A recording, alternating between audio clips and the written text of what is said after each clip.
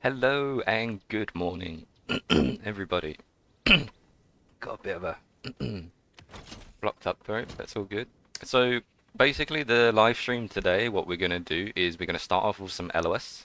So let's just register and sign up.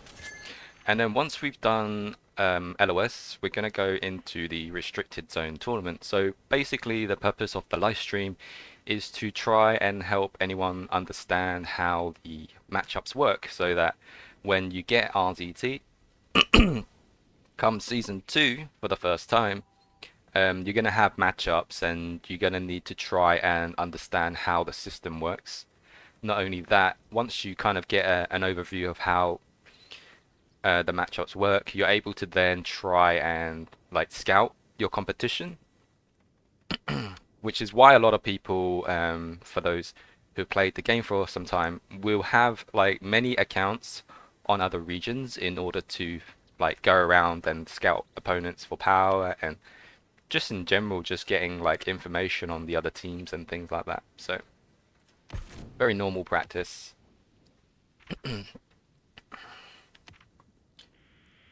Let's try and get some rallies in.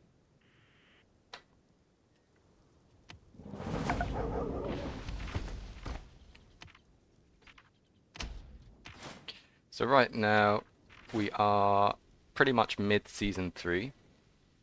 We haven't got much longer to our mid-season rewards rankings. What is it? It's on the 18th and today is the 17th. So actually tomorrow mid-season rankings, even I'm not really following the times.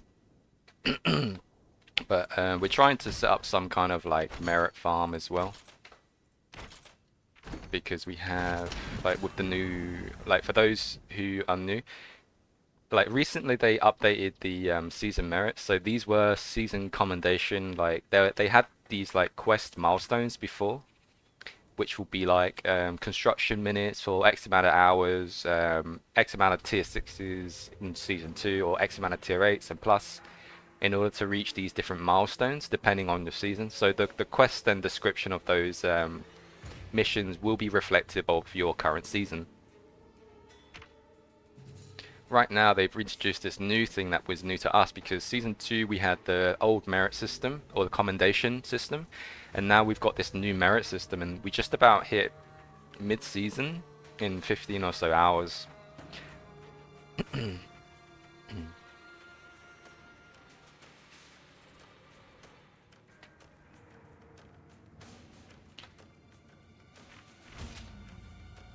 We've also got the LOS registration as well. We get in mid-season for this. This is interesting because the way that we looked at LOS before and the way that I look at it now is that it's a bit different in stats. Like it's really hard to get to position 1 nowadays depending on the bracket that you're in. So right now I'm in, I would say, the highest bracket in terms of power. So I get matched up with a lot of the whales and a lot of the bigger players. So it makes it a lot more competitive and a lot harder to establish the higher ranks for those matches. So whereas when you look at other people which are in the rankings, you'll see that these lower power brackets and players are able to get a lot higher. Like even J Evil, look, 13.8 million power. That's very minimal power. I assume maybe tier 7, tier 8. It's just an assumption. I can't really go based on the power, but very low power for someone of season 3 in relative to the rest of the region. I mean, you have to compare it to what your current region is. Like power is very relative to the activity of your region as well, and the activity of clan. But in comparison to what we have here as like an even playing field, that 13.8 million is very low, but to be ranked 3 in LOS, that's very good. So these different players are in different brackets when you play, and you'll notice that. And that basically determines like how successful you are. Also based on the knowledge and your ability to make friends in LOS, because there's a few different ways to play LOS, and we all know that people end up just ganging up on each other, and some people make alliances, and you can build up a reputation, is what we noticed. I won't let you down. So it's very good to just try and play your cards right. I wouldn't exactly know what would be the right cards to play, but yeah, it's one of those things that you kind of have to gauge, and it's very different from each region. This game is such a like it's a game of longevity, so you know you build up reputation over time. Right, let's get some buffs up.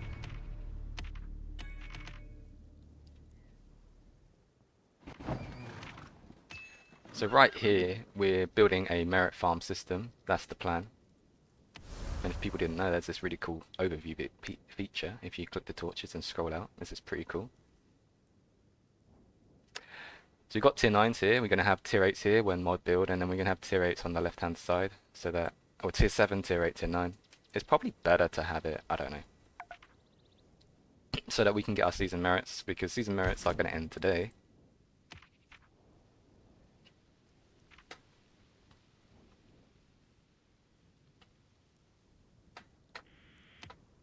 Let's have a look. Good morning, everybody.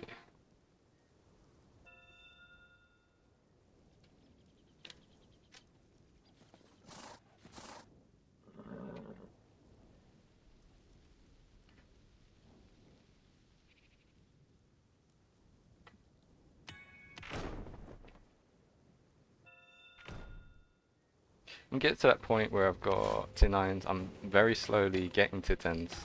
I'm trying to make the most of these different forms. I don't have the technology maxed out on my F3 and F4, so it's really hard to kind of get that consistent across the board. So the F1, F2 is at 100 technology.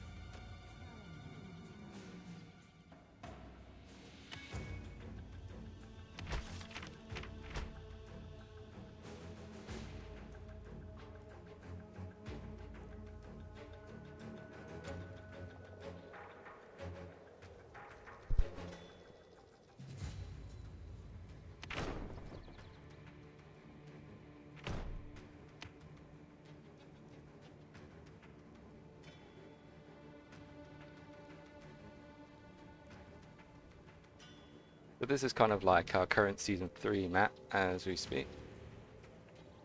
I think it must have developed over the time. Can't remember which live stream might have shown the map before, but it's definitely developed a lot since.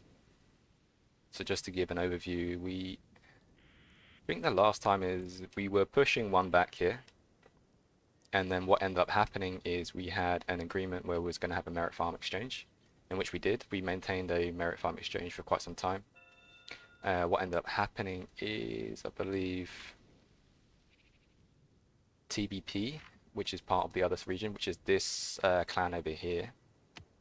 These guys ended up trying to build another second clan base here, in which one responded. It looked like, I didn't see the war happen personally, but it looked like they took it out. So that was taken out, but that TBP is still progressing onto the left side this way. So they may be, you know, they may still be pushing in this direction. And then we had HMB over here, which they did build a second clan base over in this direction to connect to this, because you'll see there's a fight here with HMB. Our second coalition actually was able to push them back with the help of our first coalition. So we had a lot of members and a few players jump from Coalition 1 to Coalition 2 to help and succeed in that.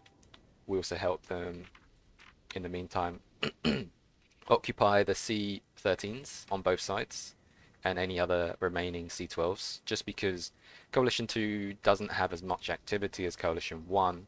They can still do it, for sure, They just won't be able to do it at as quick of a pace. So we ended up just giving them extra assistance to kind of speed that up. It's not to say that they won't be able to do it. I believe that they could. It just would have taken a lot longer to achieve the goal. So we just, yeah, we threw a few bodies over, gave them a hand, and here we are. We got those. That's good. And then it looks like Star. What's interesting is Star Clan was a part of the. What's the other coalition? Yeah, so Star was a part of the Cat coalition. Cat with TBB. I can't remember the name of that coalition. We can see it here, can't we? Yeah, so they become Rome, the Rome coalition. So they were a part of Pack coalition.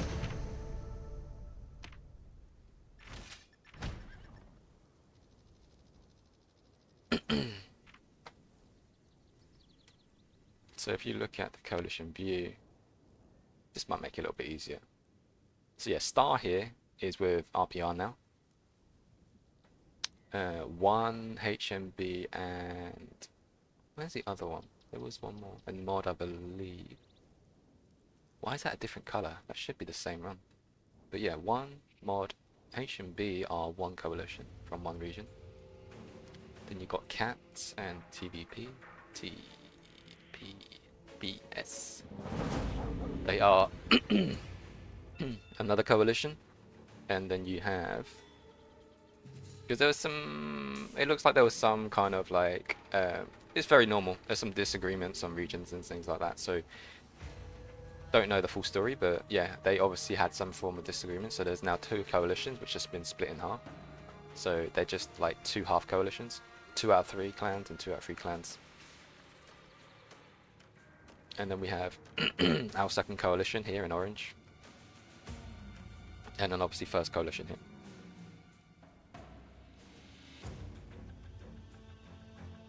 So we're trying to set up, or we are setting this up, that's good.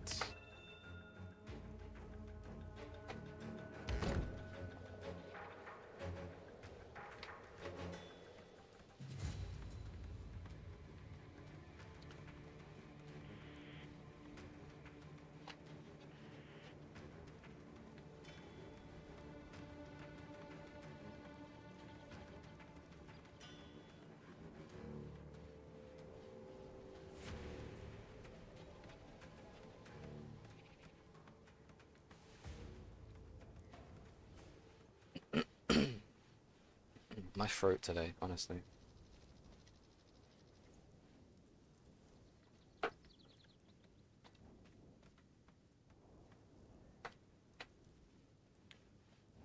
So right now we are strongest survivor. We are currently day 4. What we could actually look at is maybe the recent update, which has been interesting actually. Let's have a look. So the preview. Oh, for those who haven't actually watched it, Brogan done some. He done an update regarding the latest. Let's just get this up. I think he called it the Wicked Update. So let me just copy this and post this in stream.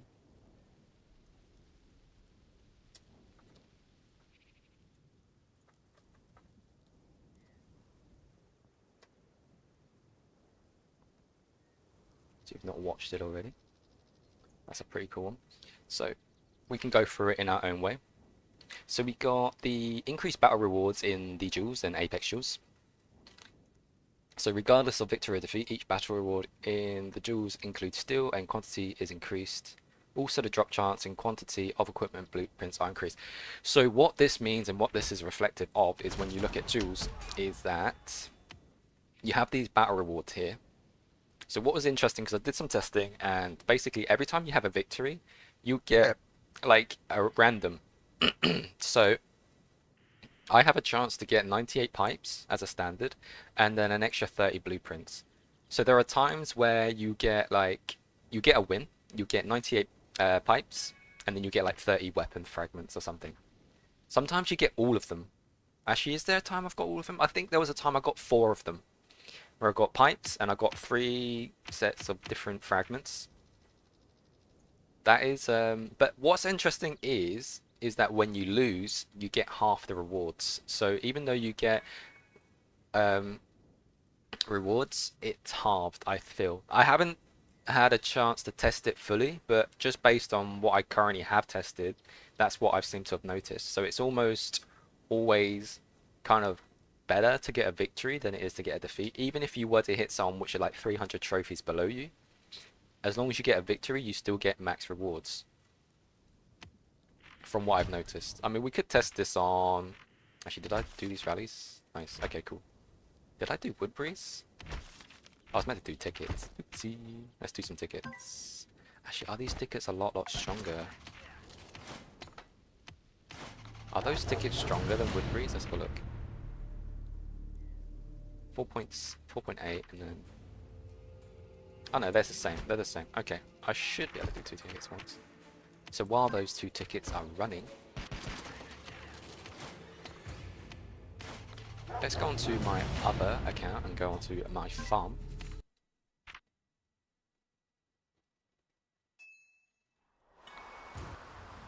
So what I can do, I can test it here. So what I can do is go onto Duels. And I've got...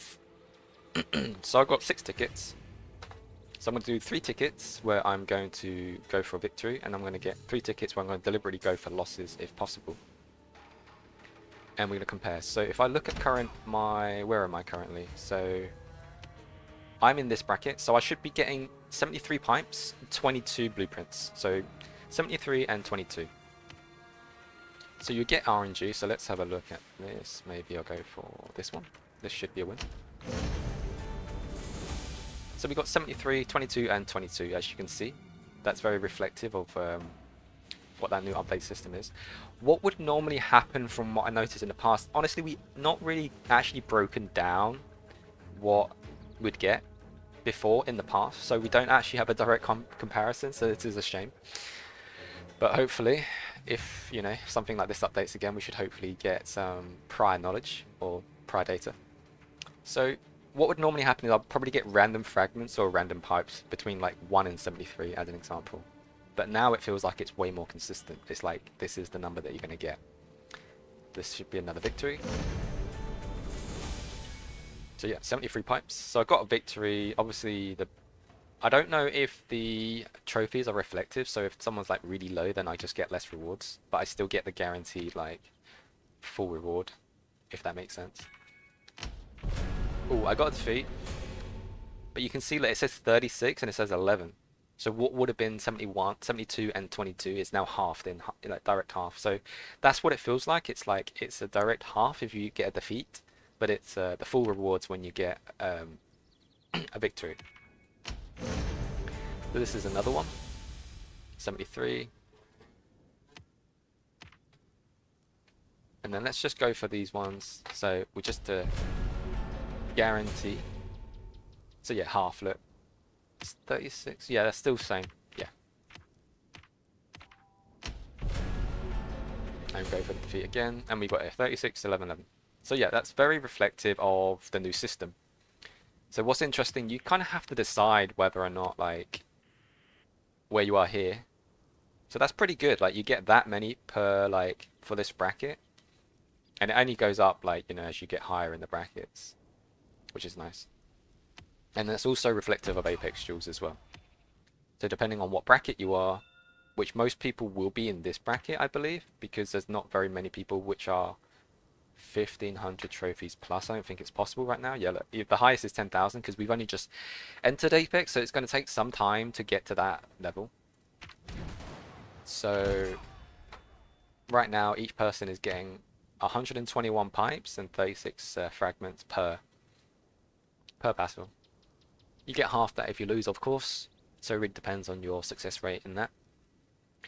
And then on top of that, you kind of have to... What's 36 and 1-to-1 in regular duels?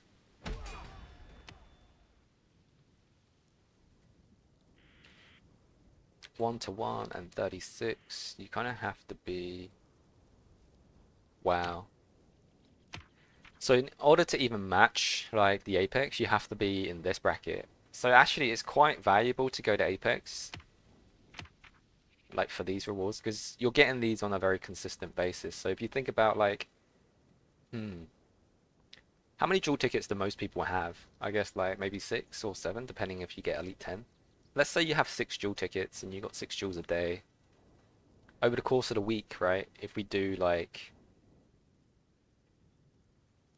how much is that actually? So if I do 121 times 7, no, times 6, and then you times that by 7, you get like 5,082 pipes if you win every ticket, which is 6 tickets, by the way, as a standard. That's pretty good. That's like 5k pipes. That's like equivalent to, I don't know, rank 8. That's pretty substantial. It'd be really interesting actually, just to kind of get it all down. Who knows? But yeah, let's go back to the main.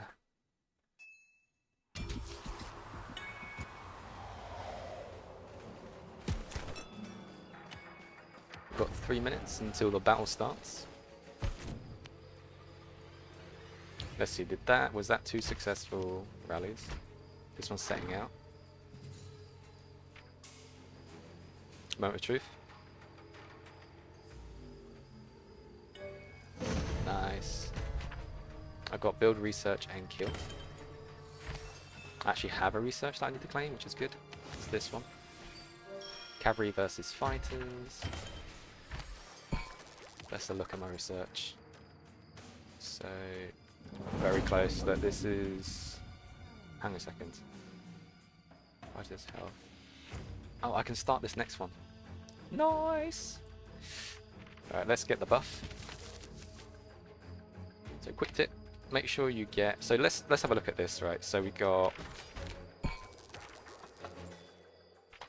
So right now my research is 11 days, 10 hours, 38 seconds. Let me write this down because I'm not going to remember this.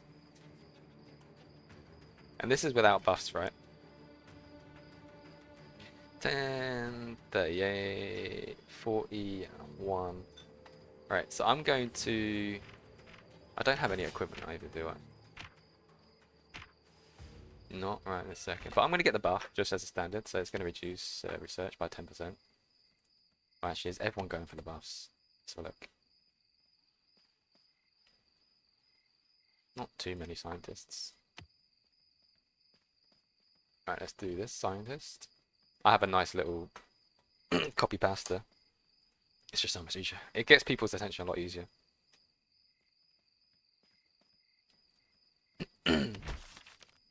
And then we're going to look at the time when we get the buff. Ooh, thank you, Mr. Steiner. That was during, I think, the last saw, or maybe during LOS. Something like that. We had LOS again with 189 for the second time.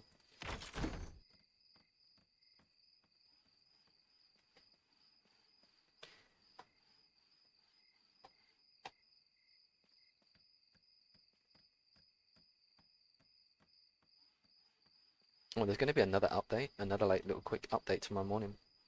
Between 03:30 UTC, 04:30. Very like mids of the night. Very blessed in terms of like being in the time zone where it doesn't affect me. It's always while I'm sleeping. Alright. So, oh sugar. So I've actually still got like, I'm capped on the stand, which isn't great. Let's just, I don't know. Let's just attack a walker quickly. Let's not cap her on stand.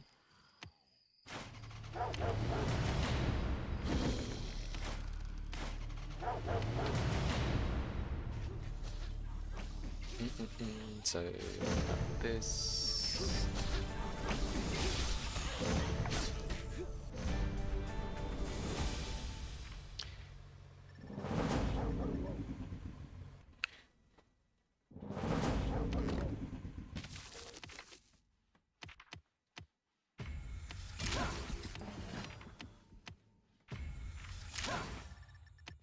We'll look at the other updates later. I know obviously we still need to continue back onto the restricted zone.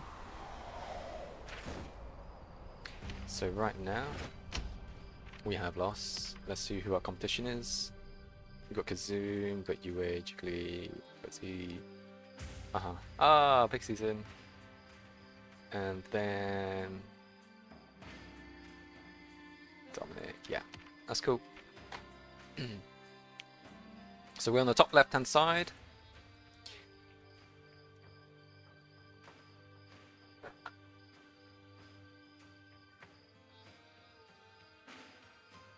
This is the map. So I've been fortunate at this moment in time. I've just been played a very passive kind of like development stage for LOS at the moment, just because I'm trying to make sure that I don't become a target. Like, this is kind of like a lesson that I learned from last season, is that we went real ham last season, and we just destroyed and just burnt everyone and had a lot of fun. But we're getting repercussions from it now because there's so many people which really dislike our region. So, you know, there's a lot of eyes on us, not in the best of light. So, you know, we need to try and redeem some of that. So we need to play a little bit smarter. Just because, like, what's really strange, right, is that these types of events can determine, like, future alliances, future allegiances in, like, other seasons. So it's just absolutely crazy how, like, one event can, like, just escalate in such a manner that it will just infect, like, the entirety of, like, I don't know, the progress of your game. It's wild, honestly. It's kind of interesting.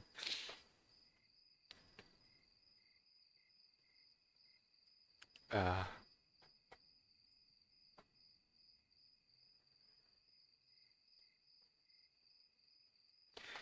let's say good morning in Discord.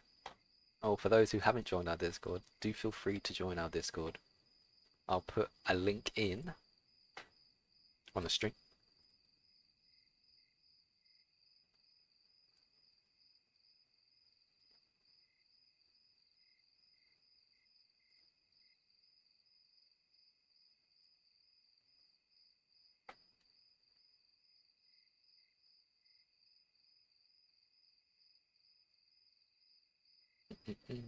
Where is it? Oh my goodness. Where is it? General chat. Invite people. Why does it keep inviting to this? Huh? Makes no sense.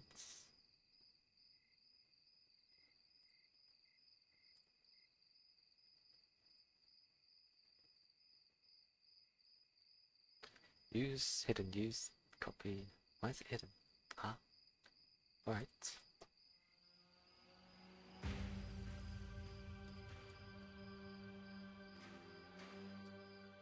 Join the Discord here. Alright, match starts in just under 1 minute. You've got El Tormenta, we've got Dark Tree Folk, Azilguk, El Guardian. So what's interesting is El Guardian has recently moved to 163. He was originally, I don't actually know what region he was in before, but now he's matched up for next season to be with Bullseye. He's also 163. So that's going to be very interesting. The only people I believe who are going to be in their season for S4 when they transition is going to be on a competitive level will be 177, which actually has Kazoon and Red October and a few other players as well. It's going to be very interesting. So right now we're matched up with these guys who are just about to transition to Season 4. So they are just a little bit more ahead of the curve in terms of development. So we've had a bit more time to develop and get a bit stronger than most of us. Oh, someone's right there. I don't think I had a chance to really give anyone an update regarding the recent LOS, which has been fantastic. So every time you click and do your quests and things, everything gets unlocked like automatically. Even my Explorer queues here have been unlocked without me having to go through the different menus. I think honestly it's the most, like, for LOS especially, fantastic update. Really amazing update. It's just one less thing to have to worry about. Because LOS like takes up a lot of your attention anyway, having to go back into your inventory and then search again it's just another few extra clicks. And then like the difference between mobile and obviously desktop, which is where I'm playing now, is huge. It's like those few milliseconds. Like LOS is one of those like events which actually requires like every little second like kind of counts as well. It's crazy. It can be the difference between being like hit or tapped 3 times as opposed to like just hitting 1 time. Because there are some people who will come over and stomp you for points, which is a very natural occurrence. So there are like a few different situations. People will come over to like pound on you for points. Some people will do it based on previous events. Because like there's like rivalries and stuff in LOS, right? If you hit someone and you zero someone out, be mindful that they will have targets on you and they'll come get you when they have the chance and the opportunity. So it's kind of like, this is what I mean, that like one event can carry over. Grudges are made and things like that, and it's like, yeah, I'm gonna come after you when I get stronger, that type of thing. So it's part of the fun. It is very interesting.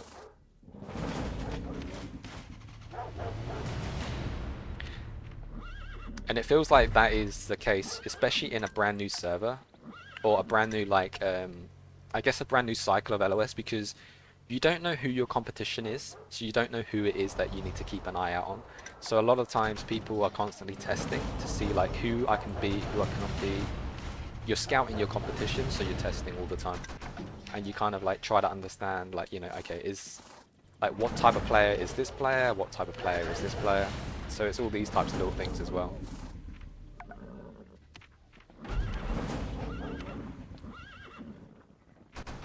Makes for a very interesting gameplay.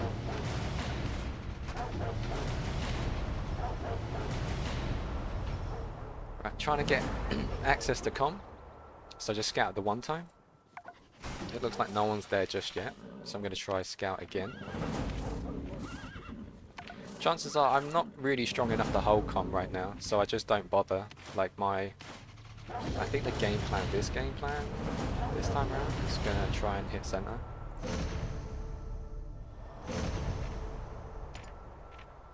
So I'm going to try and relocate right in this little corner here. Gonna scout. I'm gonna just try and occupy for the time being, just temporarily, while no one is in there, so I'm just gonna do that.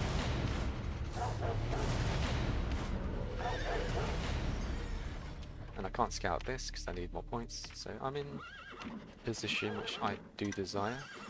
I'm very confused as to no one's here just yet, so I guess top left seems a bit less contested. It looks like there's some action on the left side. Oh, eggs are thrown. Eggs have been thrown.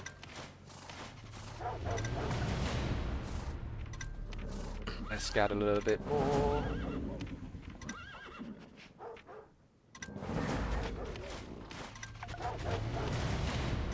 I've got 5 relocations, that's pretty healthy. Let's have a look at points. Kazun is there, Kurikin is there, El Guardian. So we're actually in a okay LOS. I think the group that we're with right now aren't like hyper aggressive, so we can kind of farm away. I mean, we can be quite comfortable. Not have to be worried about getting zeroed, which is kind of nice. A bit of peace of mind.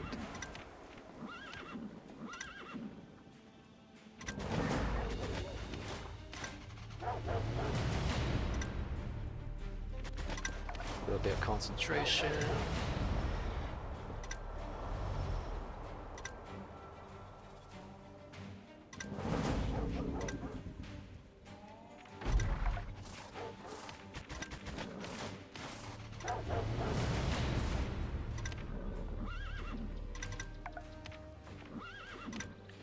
Ultimentor's down there, Kurikin's down there. There isn't anyone who's up here. Like, they've stayed in this zone.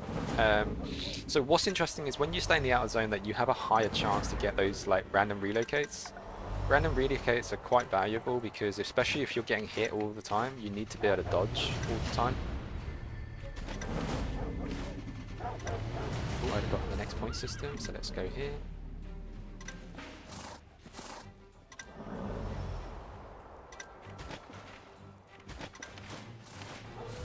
Someone's already hit the center. Let's Who's that?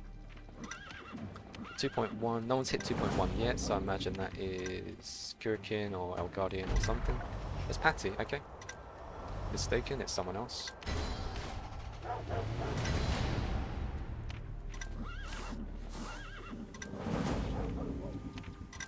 Kurikin's getting hit by someone, not sure whom. You still have to be very careful about like how far like in you kind of send your forms, because what's interesting is that like people do wait and watch you, and they do like wait for your forms to go out, and the moment they see that all your forms are out, that's when they jump you, and then you're in that weird position where you have to recall everything, and you hope that you've got enough speed ups to save your bacon, basically.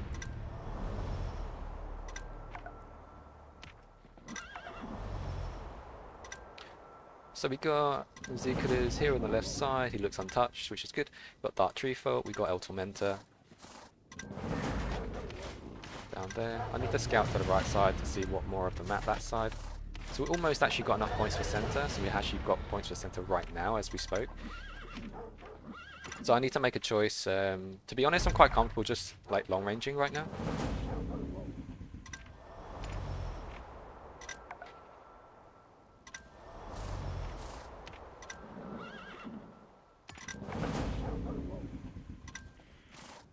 So I don't need to continue going for points right now. I can just go for these supply depots and trucks. So I've still got comm. We've got Obizora over here. What's really nice is I can scout the outer rim now because the zones come in. We've got 5 minutes now for anything else to come around.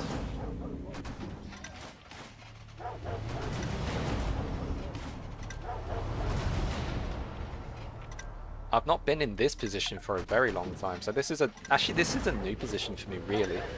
Not really been in this position where I've actually been able to hold comm, because most of the time I've always not been able to hold comm until like the later region, like the later stages. So it's really strange.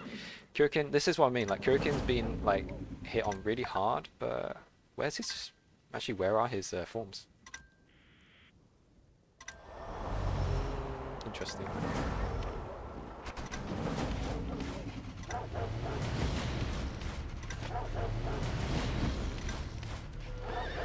So the reason I'm hitting these walkers, I'm just hoping to get some to spawn a bit closer to me, because everything's so far out.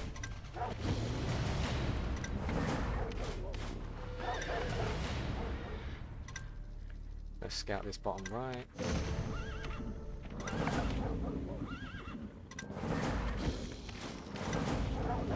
So we've got 4 minutes left. We've got 17 heals, which is actually really healthy. You want around about... It's actually really hard to even give you a rough gauge, because it depends if you get hit or not. You can, I think you can survive in the last stage on about 20 heals. I think it's possible. Because you kind of tick for like 2 HP per second. I can't remember how long the last section lasts. I think it lasts like... Don't have the data on it. It's like 2.5 minutes or something like that. I'm sure if I watch past like a video, I'll be able to see it and just take note of the times. But yeah, as of right now, I don't have it to mind.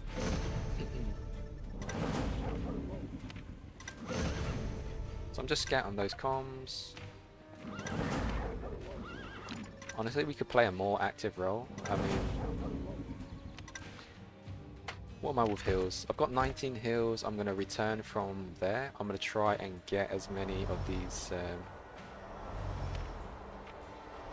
I feel quite comfortable going towards the center now in this particular match, so I'm just going to do that.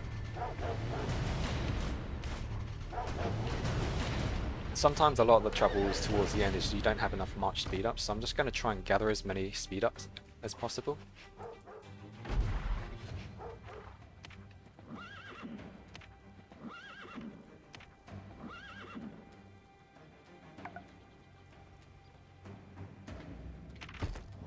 We've got 4 now.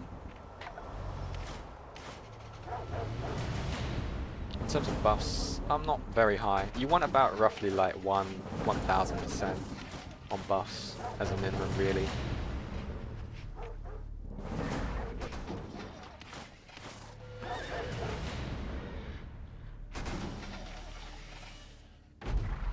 Turn and take com.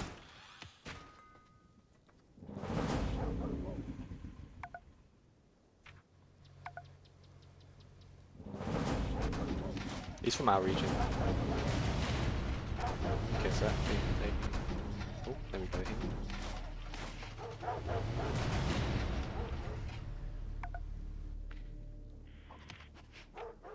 Like this to when he's on like 27 HP and to go for these like middle comms, it's really risky. To go for these like supply trucks. It's super risky, super risky. Who's got? Oh, actually, someone else has got center. That's actually very surprising. Like one of ours has got.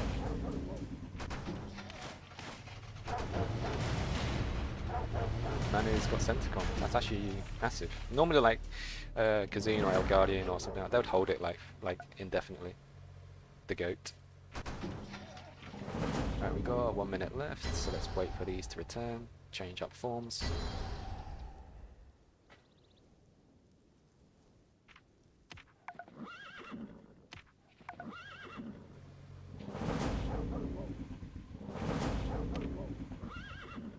A little bit of spicy action. Let's go back to F1s. I think honestly I'm gonna go for like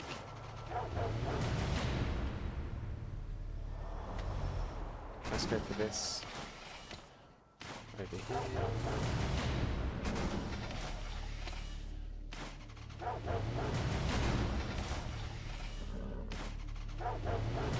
Let's see.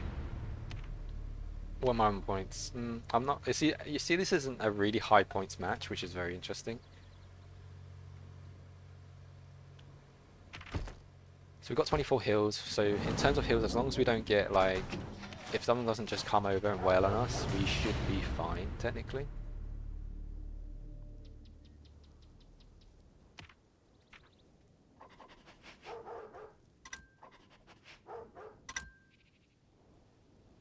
Got Sandman over there. Oh, okay. So someone else is sent as well ahead of time.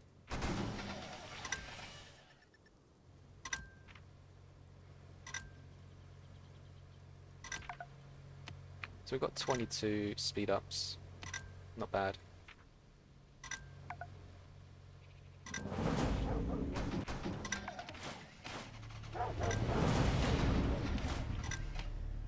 We can probably use tier 2s on these, honestly, because... Sugar.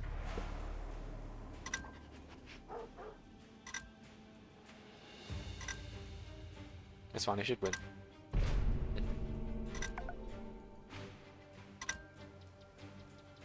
So we got these guys over here.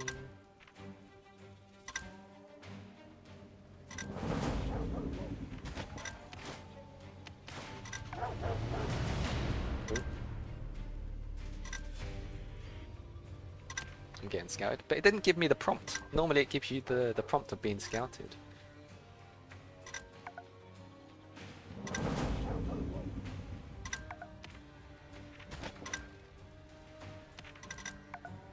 Is he on 11 points? Yeah, he's got just enough points to get to the center.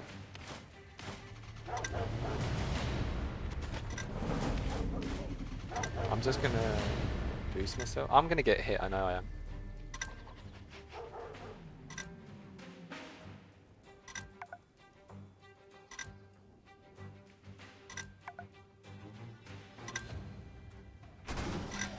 Oh, they returned their forms.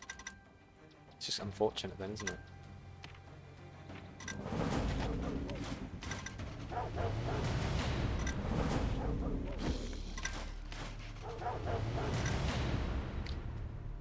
El Tormenta is going after Sandman. How much is power has got Sandman? Kills 113. What's interesting is there was like a shadow update actually. Before you could actually see each player's combat power, like so overall power and then combat power was below it, but they've removed it. Another thing that they've removed. It was actually really interesting because that gives you a gauge on like how strong they truly are. But now we don't have access to that information, so they removed that as a shadow update. I think it's probably a good thing. It's otherwise you kind of know who you can and can't hit. But I guess you just have to go back to testing who you can and can't take out.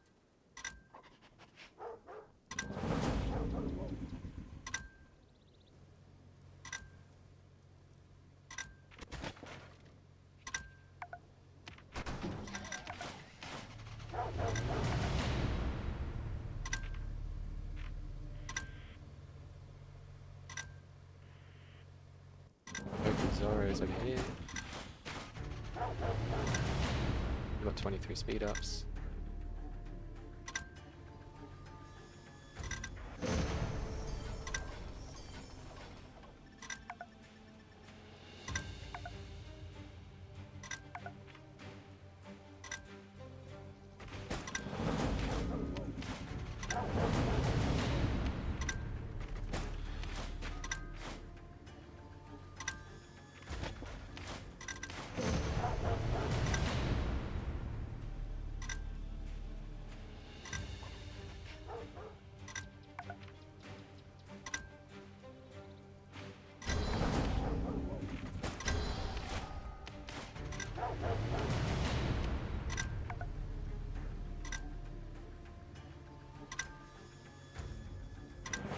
He's moved. Where's he moved to?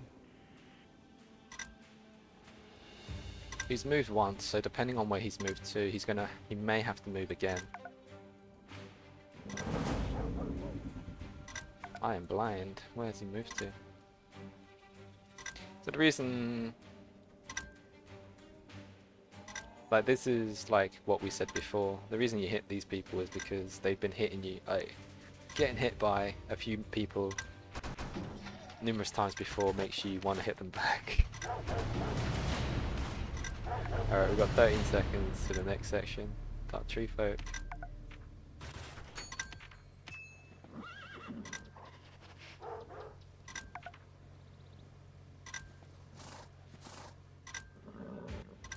Oh no, Jiggly! Jiggly's getting taken out.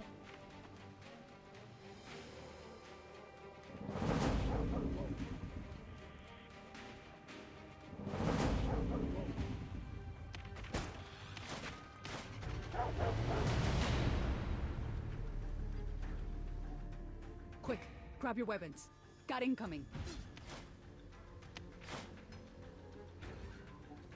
Was that a loss? Victory.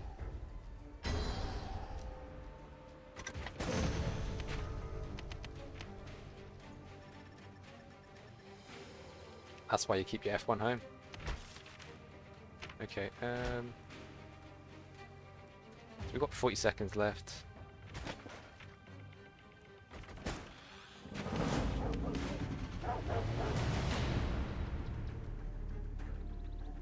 Quick, grab your weapons. Got incoming.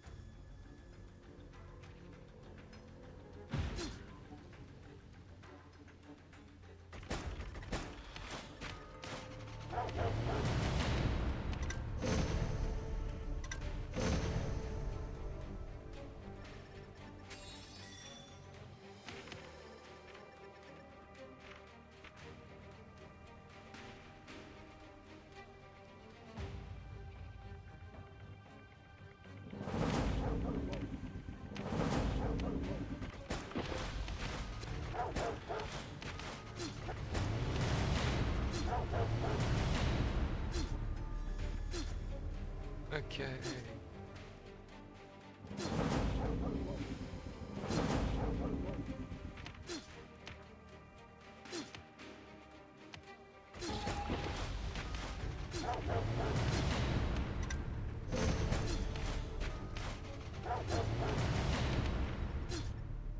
Quick, grab your...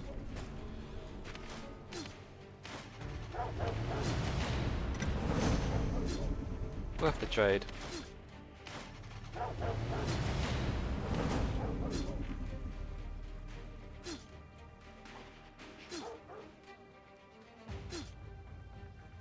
Anyone else that we normally see that normally hits us like crazy? No one to knowledge. I can leave everyone else alone because it's like you only really go after the people who hit you a lot of the times, or you go after like other people.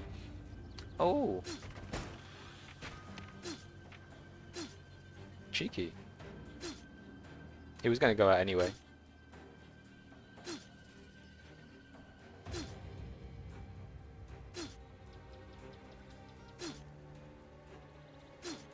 I've got 6 relocations. I'm in a goodish position in terms of points.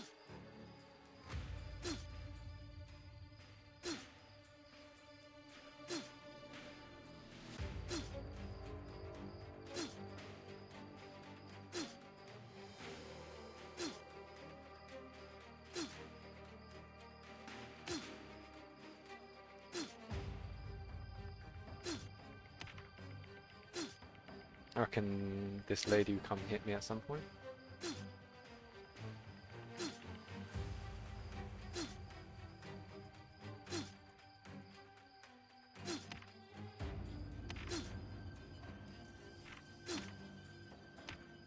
I'm just gonna get ready just to not get hit at the very last second.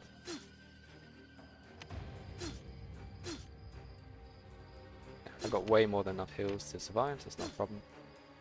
I'm happy with my rankings. This is where you kind of have to decide whether or not you want to try and get those top rankings as well. And I think like sometimes it's better to settle with where you are right now sometimes.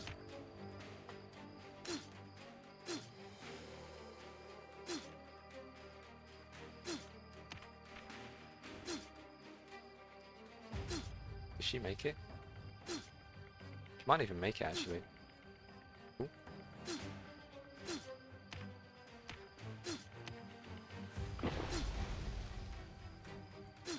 Did she make it?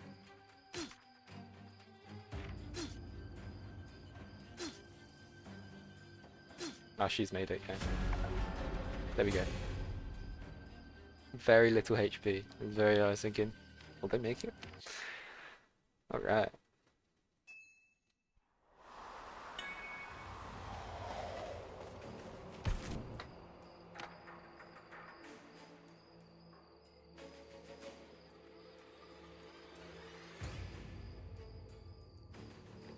Alright,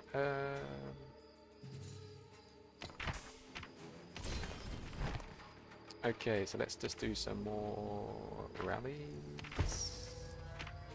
Bodies. And then we're going to start our main topic. The main topic was Restricted Zone Tournament, so I haven't forgotten. Not to worry, it's not been forgotten.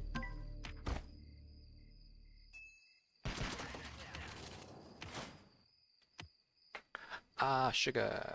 I don't think I gave them the rights. Yeah, not happening. Anyway, Restricted Zone Tournament. So the main topic, the main form of this conversation. So I'm going to start on a brand new blank page just because it would be much easier to explain. But right now, when you first enter RZT, the Restricted Zone Tournament, you get a screen a little bit different to this. You get, I think, the you get some of these screens where you select between the different groups.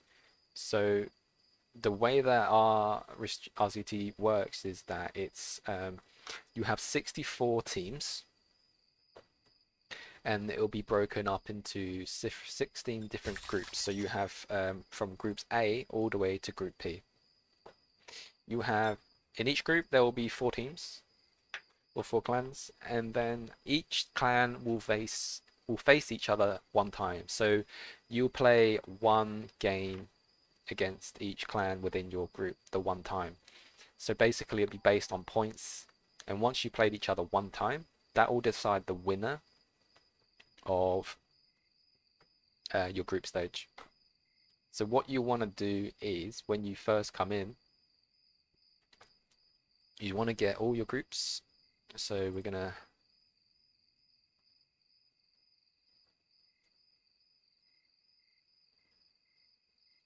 let's have a look. So I've got this.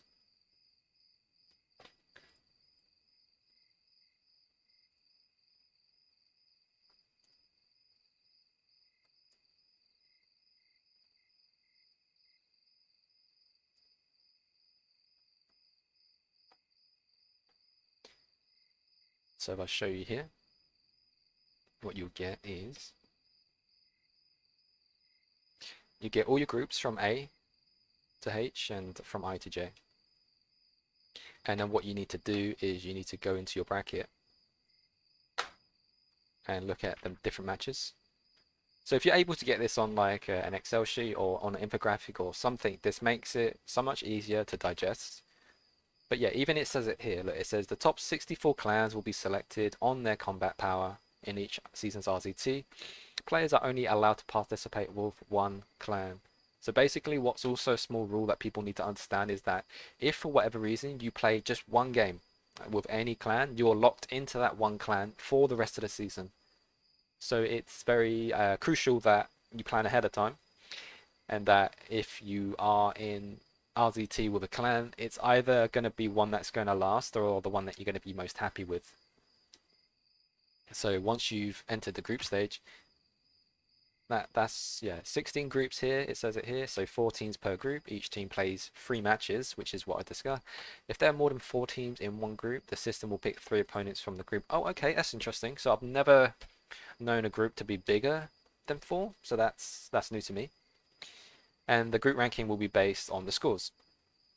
So these are the durations, which is fine. The top teams of each group will advance to the knockout stage, which is where we are right now. So scheduling happens between Tuesday to Wednesday. So that's that's interesting. So that does confirm. So from 12 UTC on a Tuesday, you will always have the registration open, and then it will close at midnight, basically Wednesday. So provides 3 possible battle times. That is true. Pick 2 of the times. Yeah, so the different times are, I think we picked our times already. Members. Yeah, I think we have our times picked already. So I think the different times are 1330, 1600, and 1800, I believe, if I remember correctly. That might be wrong. Let me double check, 'cause I know I sent a screenshot. Let me double check this info.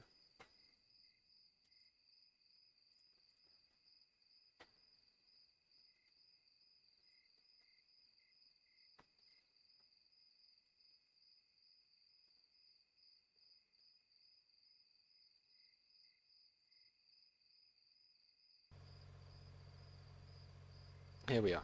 I have a screenshot. So these are the selected times that you can select. So you have 1030 UTC, you have 1330 UTC, 1600 UTC, and you can decide whether or not you'll be a main participant or a substitute. And obviously, according and based on how your clan manages that, will decide on whether or not you'll be selected for your team. So each clan can select up to 50 people. You have 30 participants, and you have 20 substitutes as well. Let's give this one a police vehicle.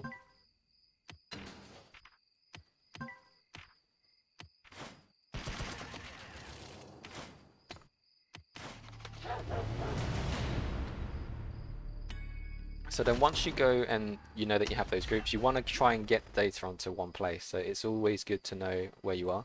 So if I know that, like, in group A, you've got Evo, Soul, WAC, and HRMO. And I've kind of done this before, so I can copy. So A is this, so then A group will be these guys.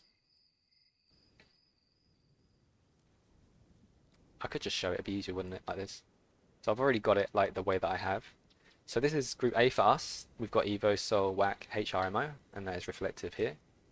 Then you've got group B, Neva, GRM, INA, and Fear. And here. So I'll just show you. So basically it's the same pattern across the whole thing. You have, these are the 4 teams of each group.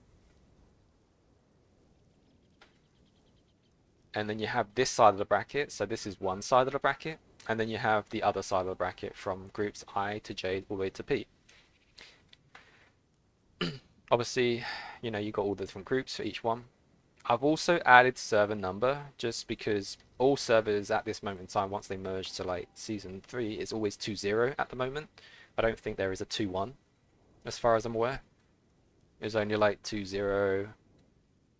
So then basically I just minus the 2-0 and I just called it 189, 190, like that. So on and so forth until I find something in which that contests against that kind of logic. But for now, that's probably the easiest way to understand it. So we are here in order 66, 185. So we faced up against WFD, EMP, 1553. I think WFD was our first match, and that was the most competitive. 1553 and EMP was a little bit less lackluster. There didn't, I think one of them, I can't remember which one, I think it's EMP. There was 0 participants. I think there was maybe 1 player within the last 2 minutes of the game. It was, yeah. So group stages, especially now that this is season 3, so we got to remember that depending on your season will be reflective of how S3. Nope, it's fine. Depending on your season will be very reflective of how active your group stages are. Because I'm just predicting because I've not played beyond S3 myself personally, but it's gonna take, like with each like season that goes ahead, it's gonna just get more and more competitive, especially in the group stages. So those group stages will start to ramp up at some point, and it'll just become more and more competitive as each stage goes by. So you've got, if I were to highlight the teams that I know knowledge of, there are other teams which I'm not too knowledgeable about. So you'll see, if we start from the top, we got Evo.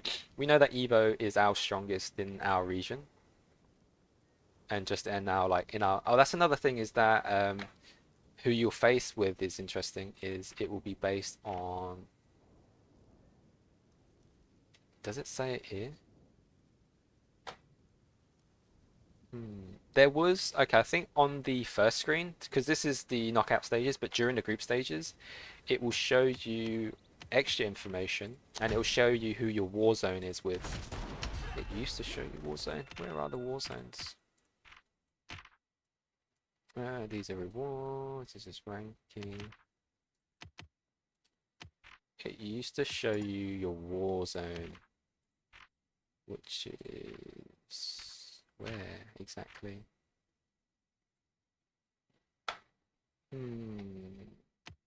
Okay, it doesn't show it anymore. It used to show a war zone, which is really helpful. But I've got it saved actually, so it's not this one. So this was our war zone. So it's these regions. So our regions with like between 20185 which is where we are currently, and then up to 120192. So between 185 and 192, these are the regions which are able to participate in our war zone and in our RZT bracket. So you'll get this information in the first screen during your group staging. And this is also, a good indication of like who you'll be facing up against, and like the people that you'd have to go into collect data, or collect information and scout your competition. So I wasn't too sure of like Seoul, WAC or HMRO. I don't know what regions they are. Didn't take too much note, only because what you'll notice is that when you're playing like LOS and you're playing like Survivors at War, you start to take into account like people's regions, like people, because you'll scout them as competition and you'll just look ahead. And honestly, there's so much information to collect that it's almost impossible to keep an eye on everyone. So that's one thing. Group B wasn't notable. We just didn't recognize anyone here. Group C, I think TBB, I'm not sure, and Olympus. Star is from our like S3 map currently. But you'll see that basically the winners of here was Evo versus Neva. We can all predict, and I think everyone's in agreement, that Evo is going to win this RZT. So this is why I've kind of placed them ahead already. And then we got TBB, Olymp. So this is, right now we're in the knockout stages, so these matches are to be played this coming weekend. And then you got TCF, which is Willy Wonka's team. We all know that we have predictions that this is going to be a very strong team. We have our strong side, FAM, but we feel that like FAM doesn't have a big spender like Willy Wonka, so they're going to have a really hard time, but they're going to put up a good fight. So we'll see. It's this match is going to be one to be like mindful of. It's going to be really interesting. Like my predictions is that just because based on like Saw and RZT, I want to believe in fan. I want you guys to win, but I feel that Willy Wonka would be too strong. But we will see. We will see if they are able to overcome the strength of Willy Wonka. And then we got Group G. We had Exley, Wolf was also in our S3 season map. FQH3, I don't know who that is, and Seabird, I have no idea. We got Order 67, which is actually our like alt clan, so you know that wasn't ever going to make it. You got Mod Clan, which is also who we're trying to plan merit training with, so in S3 as well. You got King Clan. They have a big spender there, Atlas, so he's very strong. Got tier 10s. So this, I feel, because Wolf doesn't have tier 10 and King does have tier 10, we've noticed that in our previous RCT, that, yeah, just even having one tier 10 and one person being able to, like, garrison, like, 4 billion is already too strong. You're going to have a real hard time. Wolf doesn't have an Ezekiel either, whereas King does, so it's that's another thing. So I already predicted that King is going to come out on top here, which is why I placed them there. So this is going to be interesting. This is like this side of the bracket, the left side of the top bracket is already concluded, but this side is a little bit undecided. It's going to be either FAM or TCF, which comes and faces King. And then between them, we'll be facing Evo for this. I mean, it doesn't matter because this, yeah, that's basically what that is. And then our bracket, so we had Gods, which is in our Coalition 2, WTC1, MTX, no idea. GOW is True Savages clan, they're pretty strong. I don't know if they got tier 10s or not. Ursa, Mar, Gods, this one is like Baby Gods, which is like Gods' second little clan. And then you got Triple X, which has got our friends Veritas and Elated. So this is going to be a very interesting match.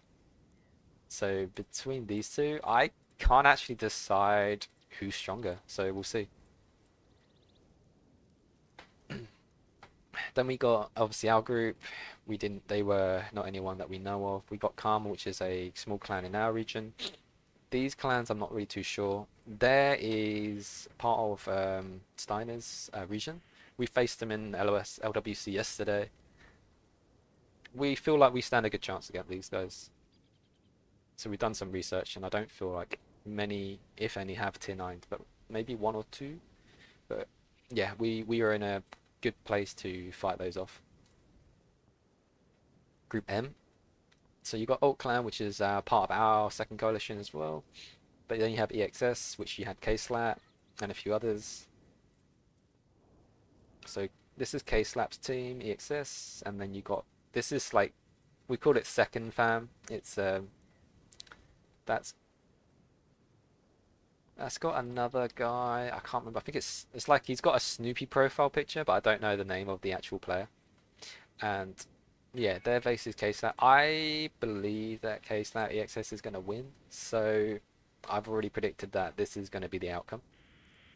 And then we have Cat and HMB, which is part of the same coalition. It's just unfortunate that they have to face each other. You got Free and Weeda, which I don't know who they are. I didn't take down everyone's numbers, it takes a while. But HMB versus Rod. We know that in P group we got PHS, EA1, OSM. Rod has got Steiner, Dirty Bird, and a few other players. So it's without a doubt that they're going to definitely win this matchup. They're not really going to have too much issues winning that matchup. But the fight between Rod and EXS, that's going to be a close one. I don't know the full extent of K-Slap's team, but I think Rod may have a bigger chance. So right now, predictions is if we have a good chance at winning this, then we'll be either facing Triple X or GOW. And then if, depending on the strength of these guys, if we have another chance to win here, then we'll be versus either Rod or EXS. That's kind of the prediction. And then between those two matches, we'll be fighting Evo for first place, but technically second place because it's going to be it's not going to be fair competition at that point. But anyway, And that's pretty much it. Like in terms of like the restricted zone tournament, that's pretty much like all you really need to know in terms of like group staging. Everything else is then down to research and everything else. Obviously, if you want to look at like points and things like that, it's kind of like a different conversation, or you know, we could have a look at some of it. You have the different maps. There is only one map in the restricted zone, which is the regular map, which has got no chemical storages. I wonder actually if like chemical storages would be a good one for RZT. It would just add a different nuance to it, because right now there's like whales are able to just like sit and just stonewall. Makes it really hard to compete against.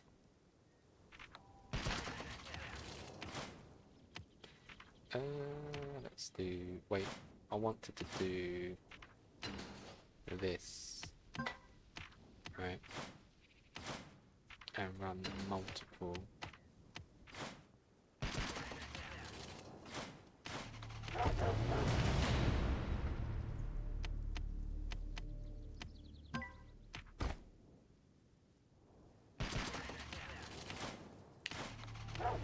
But yeah, I think like for the snippet of what I wanted to cover for RZT, like in terms of group stage and understanding how that works, that information can be applied across like all seasons. So it's just getting someone, or you know, getting a program or getting yourself to just have that information out in front of you. Just allows you to see the forecast of what you could be potentially facing. What's actually okay? That's another thing I could look at actually is we could look at dates actually. So let's have a look.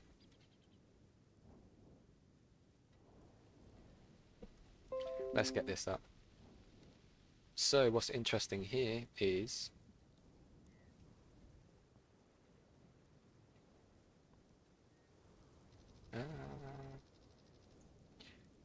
so right now we are going to into group stages. So you play your first. So what you always do, you always play a game on Saturday and you always play a game on Sunday.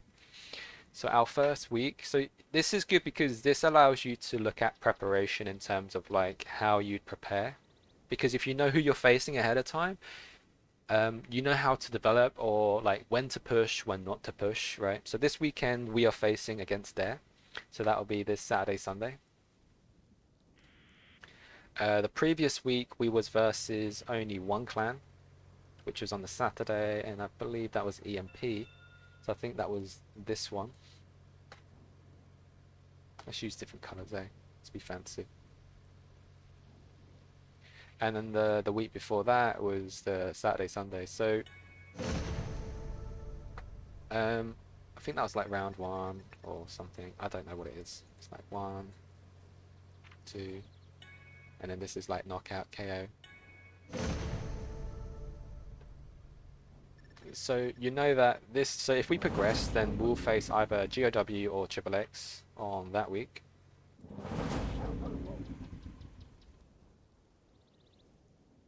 So this will be either, I don't know. Let's just say the winners of Group IJ will be this week in a best of 3.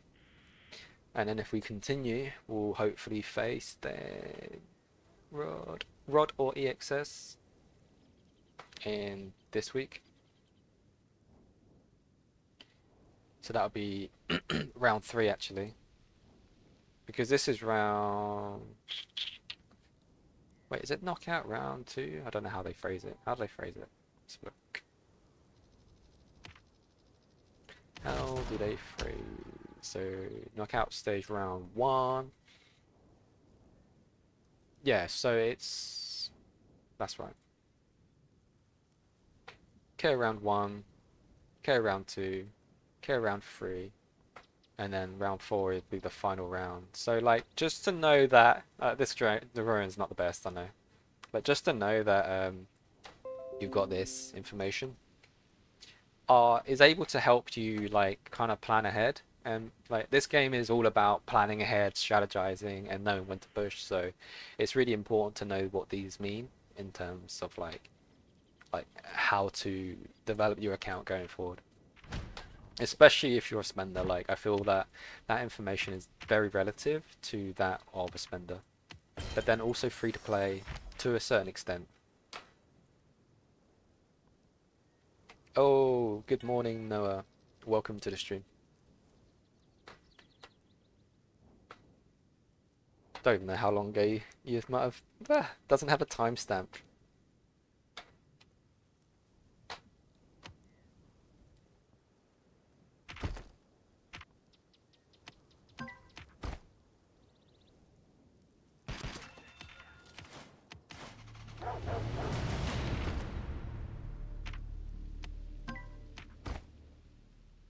I'll just be in a couple of minutes. Welcome. Yeah, I kind of already done, like, we kind of started off the stream with LOS, and then we kind of, like, went into RZT, just how, like, group staging, matchups, and, like, how to plan ahead, that kind of thing works. So that segment will be in the live stream once, obviously, once I end this stream, you can always watch back to that. I'll try to timestamp it. LOS was good. There wasn't too bad. I came second. I didn't get zeroed. So what was very strange is that I was able to hold a comm from the beginning for pretty much the whole time. So that was very unusual. It just didn't have all the other players which are usually there to go ham on you.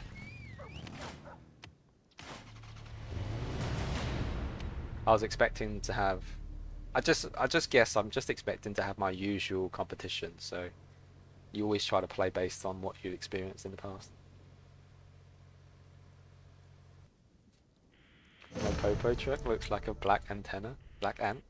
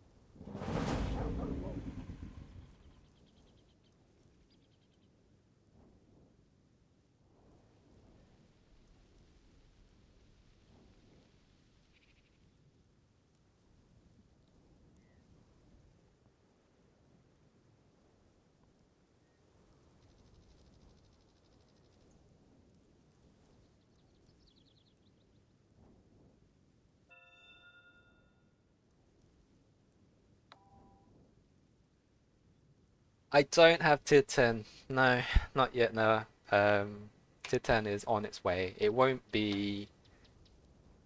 Oh, saying that. Very good point. I need to reply. I need to get a buff. I was going to look at the recent update, actually. I did post in the live stream, Broben's video regarding that. I think it's good to... But I was looking at... What did I do, actually? I took down the timestamp, actually. So my research for...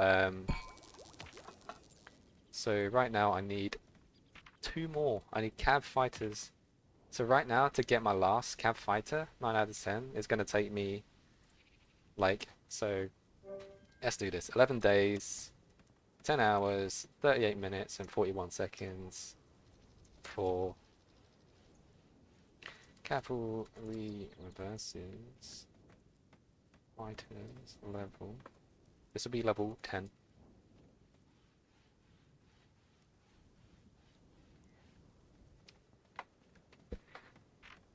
So I kind of want to know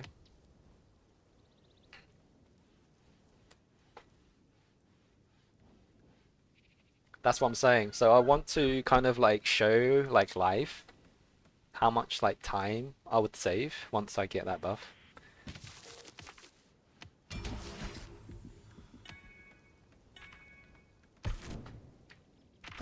Alright, let's run some more cooldowns. And gear, that is correct. You are correct on that.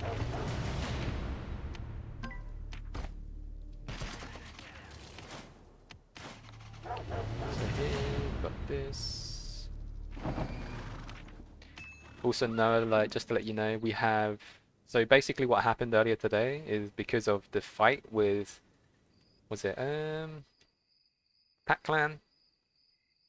So Beer Coalition versus Pack Coalition, as you was aware.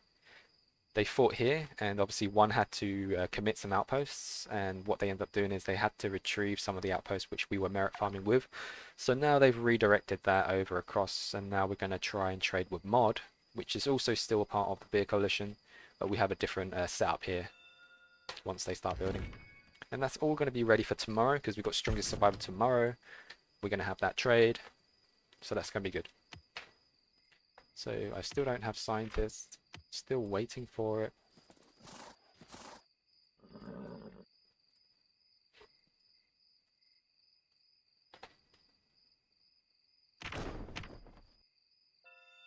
It'd be good for tomorrow. What's also interesting is that I've kind of let it slip my mind is the season merits. I've not really been in a position to really compete against it.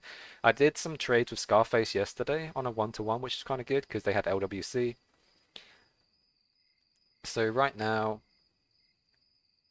I've got a small level, but I've not really been going for it. It's so hard to even like set up a sustainable way to even get these milestones. I don't even know it's possible. We'll see. This is our first season. I was explaining earlier that this is our first season with this new merit system, so...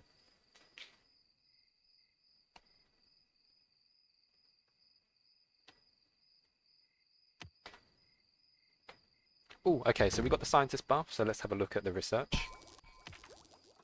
So, now with the scientist buff. Yo, hey Mia.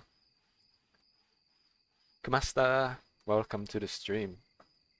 Right, so now with the scientist buff, it's now 10 days, 20 hours, 59 minutes and 34 seconds.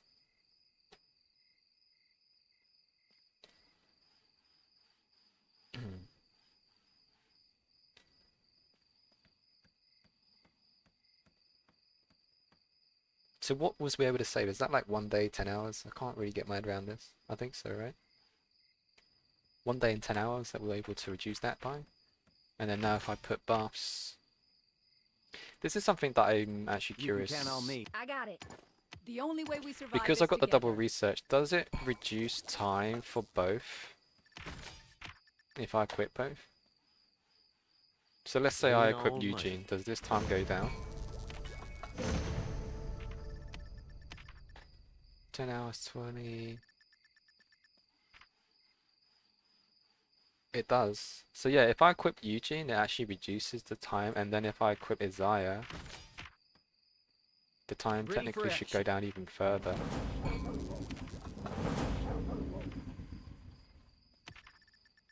Yeah, 10 hours, 19. Okay, let me just do that again so I can actually write down the... So let's unequip Isaiah, let's look at the time.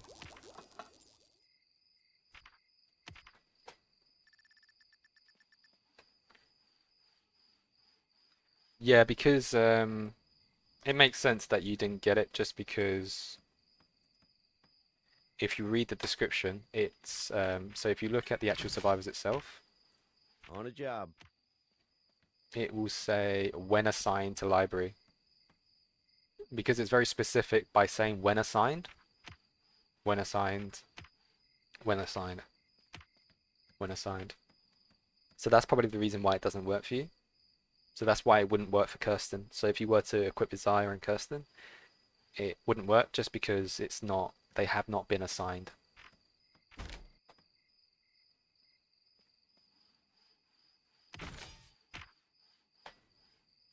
let's kick some ass. And now that I put him on, it should also give us, yeah, so now it's like 10 days, 19 hours, 17 minutes, 29 seconds.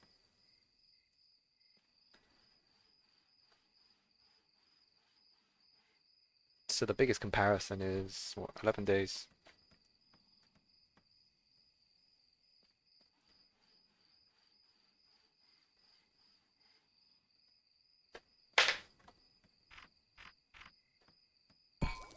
Sugar, they're going to be really annoyed at me. I need to click research and then I need to tell them that I'm finished.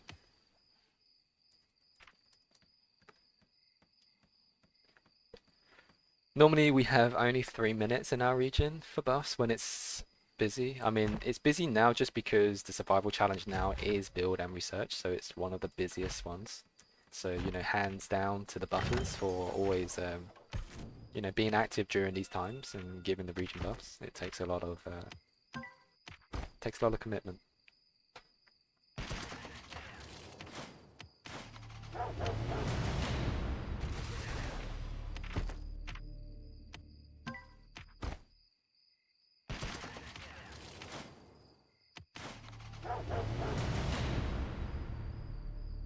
So in the end, I saved.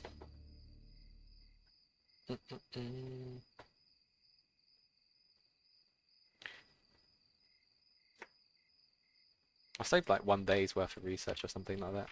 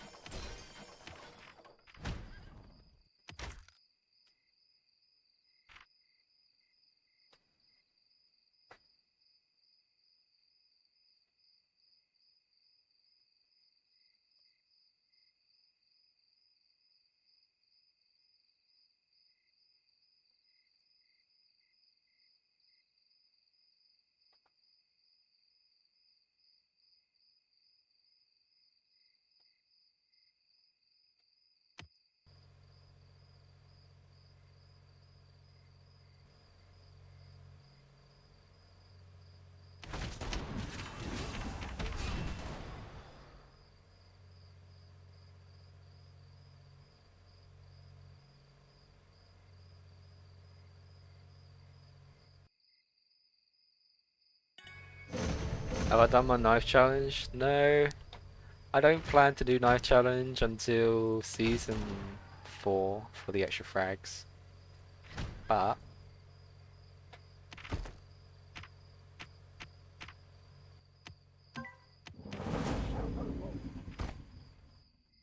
so no, not yet.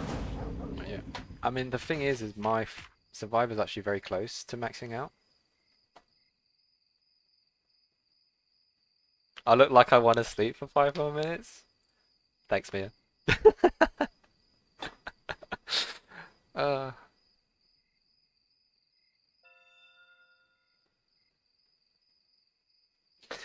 yeah.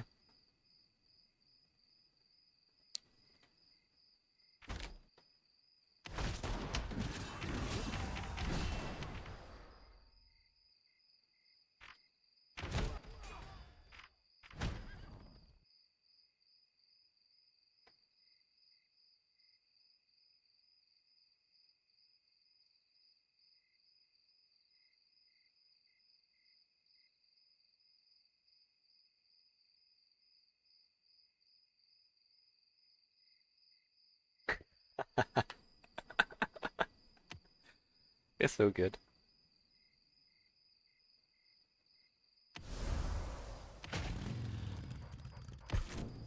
What do we have going on?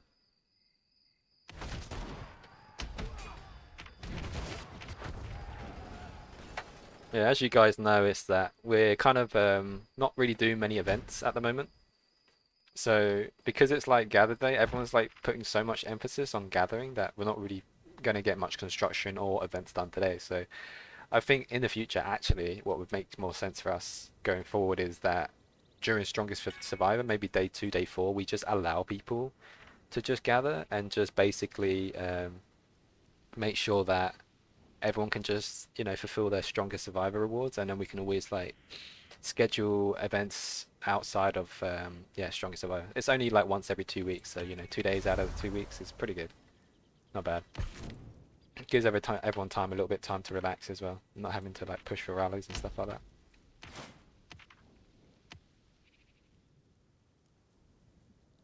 Blame Lex. Welcome Lex, Kamaster. Welcome to the stream. Thanks for dropping in.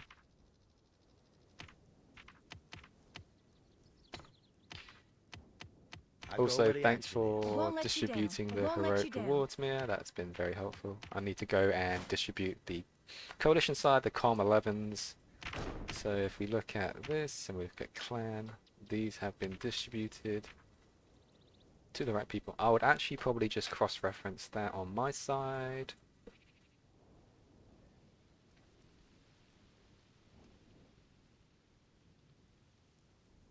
Good luck with the distribution, thank you very much. It's fine, I'll just bring up the Excel sheet, it's just so much easier for me. Let's look, DKP rewards.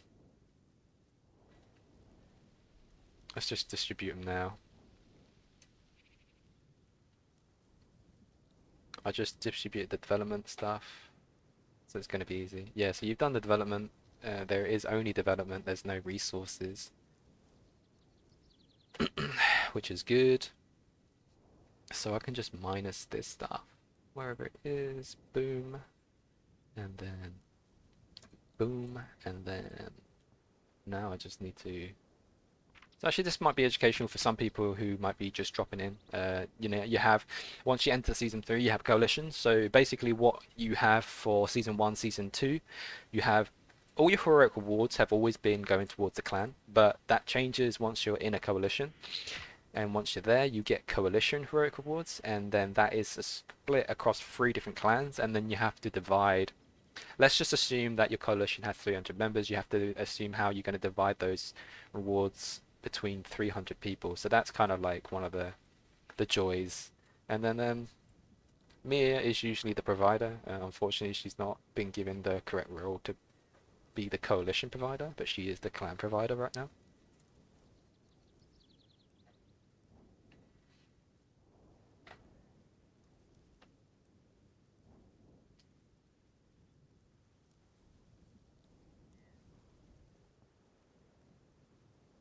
She needs tomatoes and water. We can give we can definitely give Mia some toms and tomatoes and water. Oh, I said the same thing twice. Yeah, maybe I do need sleep. Maybe I do need to like catch up on something.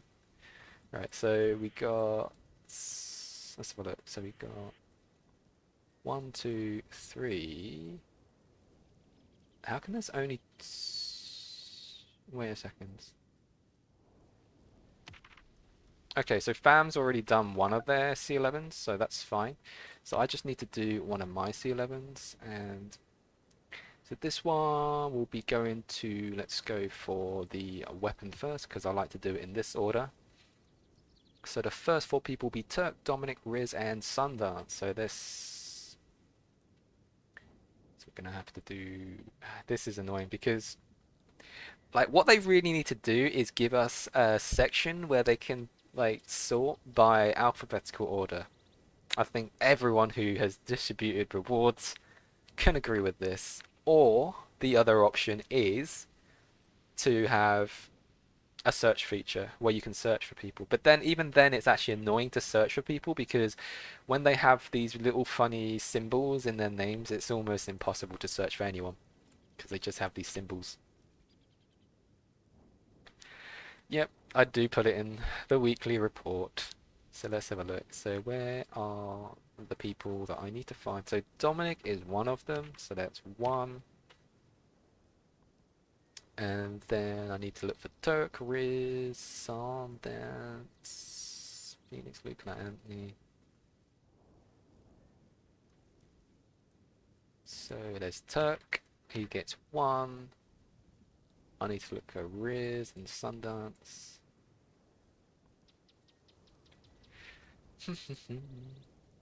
The worst bit is if you go too fast and then there's Riz and then you miss and then you have to scroll through 300 people again. But what's interesting is, what you probably notice, me, is that you do get used to where people are if you look at this, if you stare at this long enough. You're like, yeah, I know that this person is that number, what's the magic? Where is Sundance? Sundance, let's go. There he is. Okay, so Sundance, that's done. And then it's the chest. Noah, Satoru, Vish, and Mia. So now I need to look for...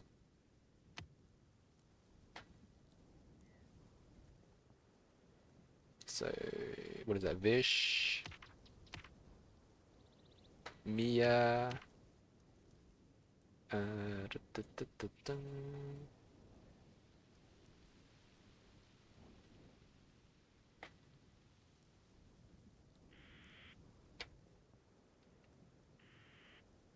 So I got Vish, I got Mia.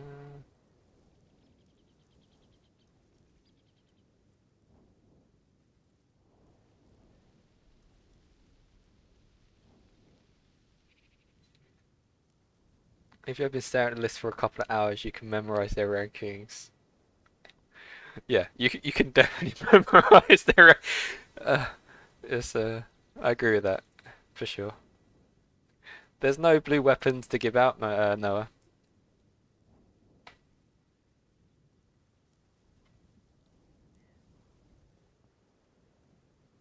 Let's have a look.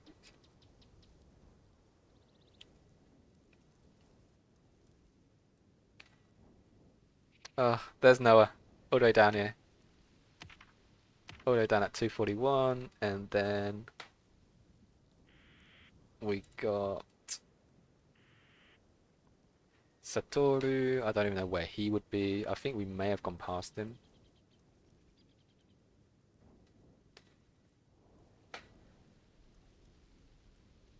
There he is. He's down here at 277. Right.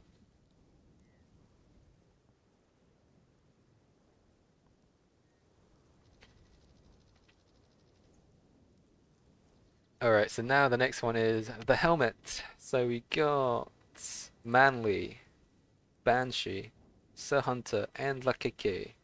So that's going to be back up the list.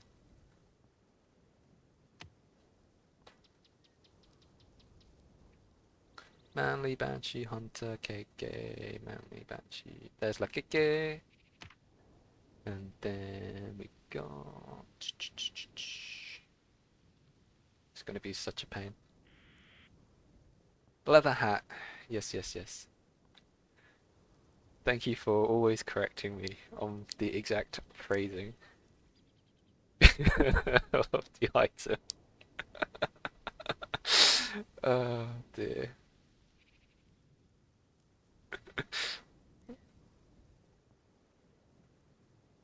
Right, where are they? Where are they? My eyes are gonna melt just staring at this. Where is it? Where's Hunter? No, I need Banshee and Manly. My eyes.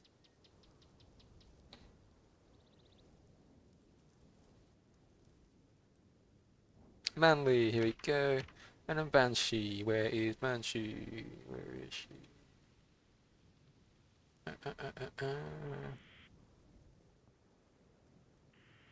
There she is, 128. Awesome. Hello, Toxic. Welcome to the live stream.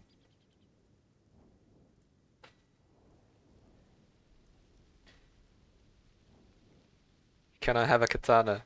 I don't think katanas are even giftable. You're Toxic. You're Beastmaster Toxic. You don't need a katana. You got all the dog power in the world. You're too strong, Toxic. Alright, so we need to look for Turk, Dominic, Riz again. So this should be easier because I've obviously given them rewards before. So Dominic's been given that and he's gonna get his sunglasses. And then Turk and Riz. Regret the dogs, bloody killing walkers and sword. Yeah, I know what you're saying. It's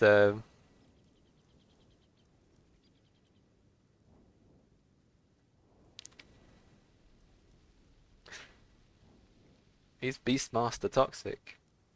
He's like the cross-breeding champion of the world.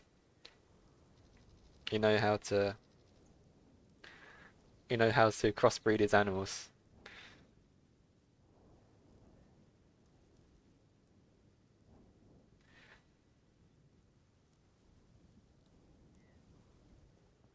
Walker killer. Are you a part of the famous? Let's not go down this conversation. Come on, let's not do this. No, not here. Oh dear. Alright, so Riz, and then I need to find Marigold, which is I don't know where. I'm just guessing at this point.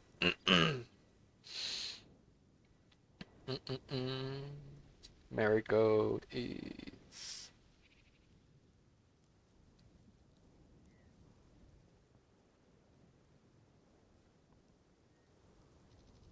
Oh, there she is. Marigold. Oof. Alright. Done. This is so painful. And then now I need to do bullets. It's Turk and Dominic again. And then, ooh, Marigold as well. So let's give Marigold one. She gets one bullet.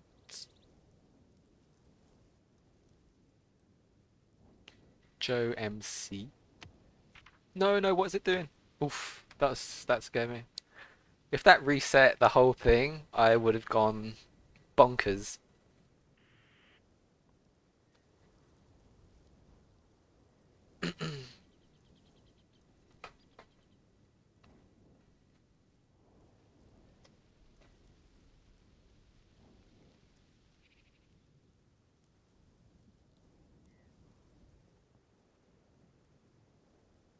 You gotta rephrase that, Toxic. You chose this server.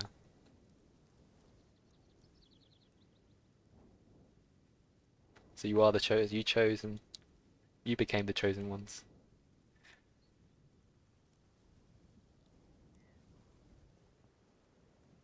I don't know. I felt like typing. Am I not allowed to type? I'm not allowed to type to chat? Is that not allowed?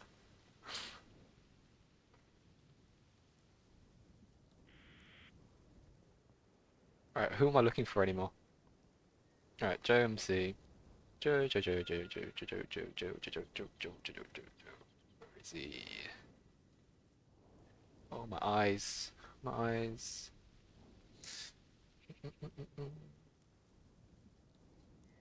There he is.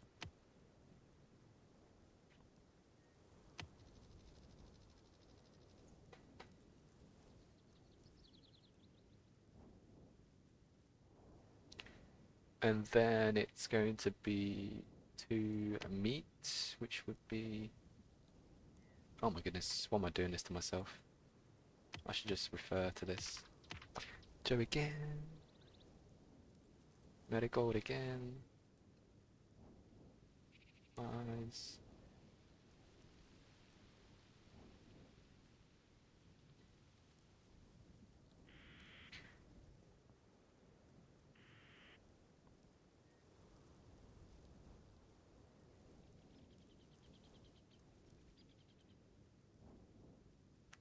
So the way that I'm not sure how you guys are doing it right now, but the way that we're doing it is that we're promoting 10 people after each kind of like event. We've decided that liaison and recruitment are the most harmless roles. So for the time being, until we can get a better system, we're only gonna reward 10 people each time. And then I have obviously on my Excel sheet, I've got everyone in alphabetical order. So I just said like, I'm just gonna go from top to bottom in alphabetical order, and then we just basically I'm ticking them off each time, and then I'm putting in a letter so that everyone knows. And then I put my current R4s into the instructor and fighter role. Fighter is a no-no because in case the thing is a lot of the time not everyone is like on top of the communication regarding on like what's going on. So what ends up happening is that if someone accidentally deletes like a clan base or a clan outpost or something as a fighter role, then yeah, we're gonna have a very eventful day. So we're going to remove the ability for anyone to become a fighter for those rewards for the time being. And then for instructor role, that one we say that is a little bit more harmful just because of RZT. basically people could accidentally put themselves into RZT and take other people out. So we obviously don't want that happening by accident. So we kind of prevented that role from being occupied as well.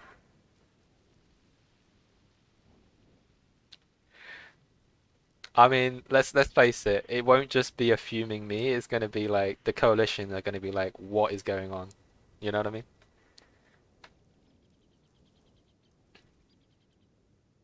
All right, what am I doing? I need meat for Marigold because I did it for Joe, right?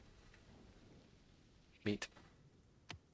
Meaty Marigold. Okay, let's go and give her some meat.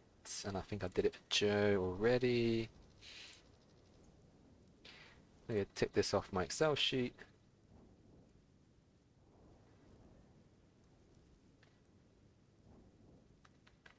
Mia, I think it tells you who deletes the outpost as well, so it will appear in a clan letter. You know. uh, you know more than anyone else what you should and shouldn't be doing.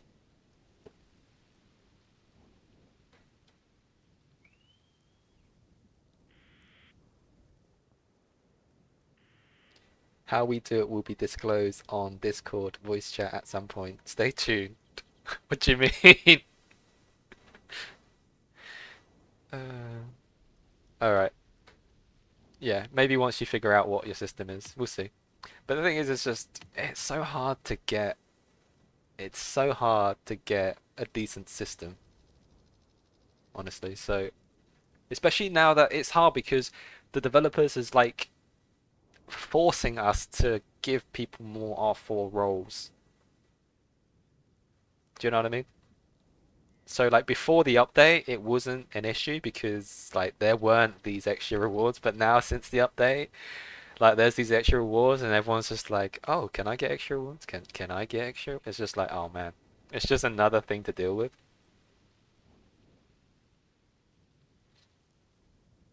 Yeah, I mean, we probably overcomplicate it here in our system. For sure. Is it worth it? I feel like it, I feel like people appreciate the effort, so, this is why we do it the way we do it.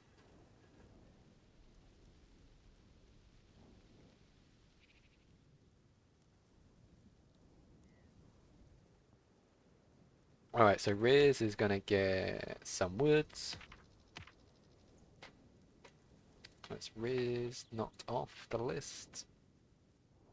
And then the next person is Dominic again for some extra. No, don't do this to me. Wood.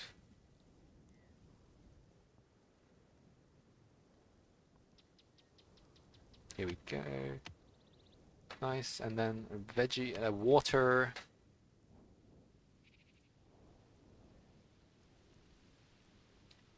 Lucanar and Anthony is going to get some water. So let's have a look for. I think Lucanar's quite high up in the thing. So Anthony's here for some bit of water. Bit of water. Bottle of water. People's favorite phrase. So that's Anthony, and then Lucanar is here, which is awesome. Nice and easy. And then veggies is going to be Satoru and Vish again, which is easy because I've seen them before. You'd think we overcomplicate stuff. Well, I guess.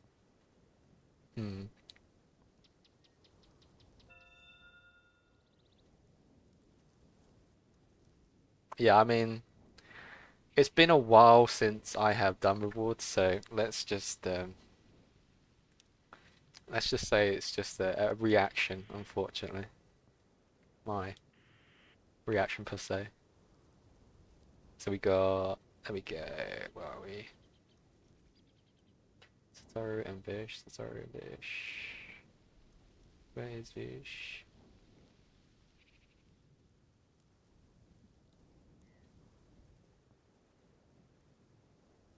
Vish, yes. And Satoru is down here. And then we're done for the first one.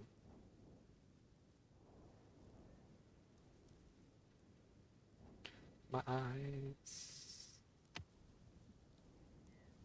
Alright. Confirm. Rewards handed out. It's done. Alright, so let's just delete this off my Excel sheets.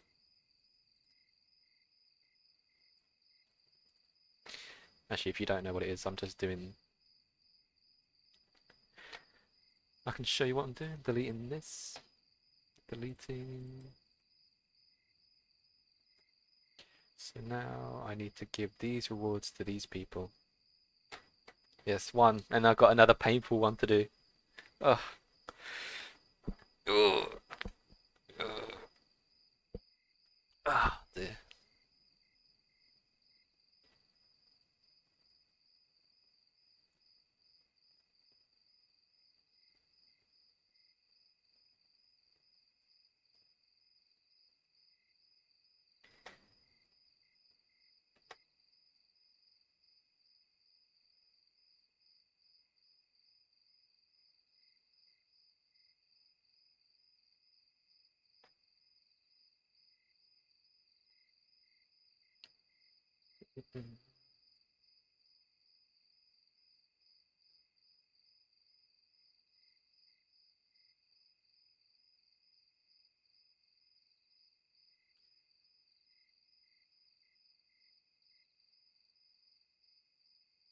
Waiting for the next big construction. Yeah, so that's going to be day 5 and day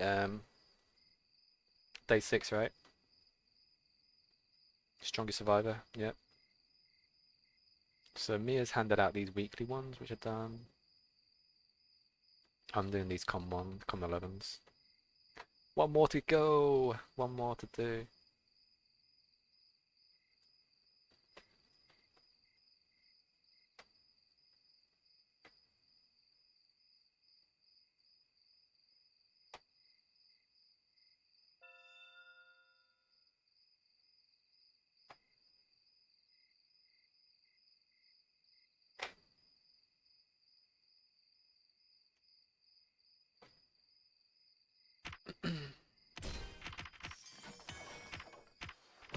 Okay, so I still got Stam. Yeah, I've got stuff Stam.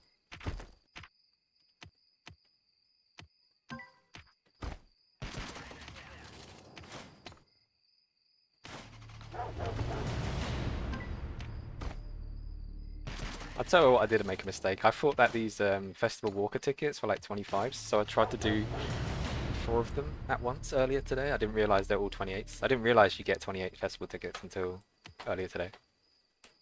Oopsie.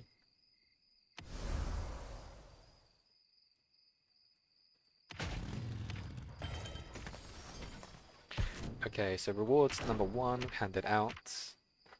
And then I need to do the other ones, which are these ones.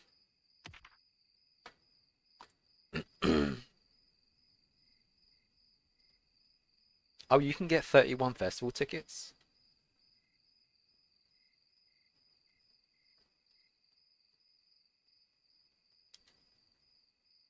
Oh, that's interesting. Okay, I wasn't aware of that. So I'm going to do rewards again. So it's going to be Kraken, Lucanar, Anthony, and Manu. So it's going to be a bit easier. So I think we've got Anthony here. And I think Lucanar was early on here.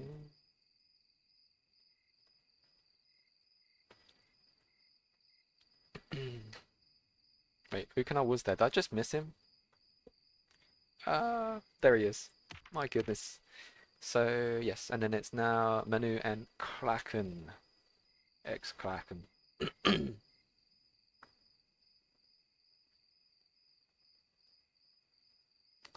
Manu. Do I need to give him anything else while I'm here? Because this would be so much easier. So much easier. Manu. I need to give him some water. Give him some water. Nice. Actually, would it just be easier if I just know who I need to look for and I just give them all the... Why don't I just do it like that? Why am I just like making it... Why am I doing it one by one? Why am I making it hard for myself?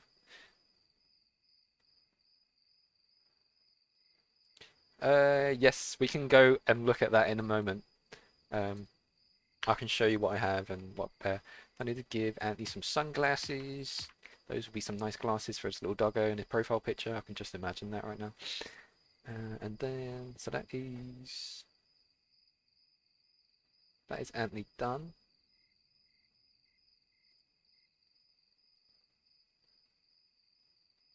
Oof.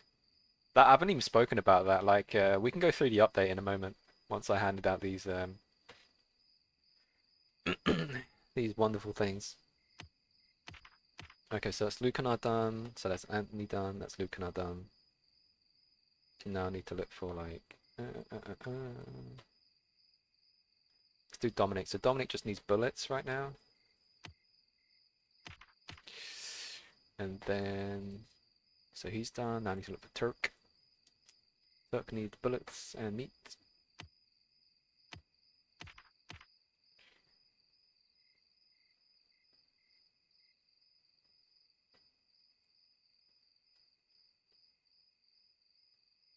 So I've done Dominic, I've done that. I need to do.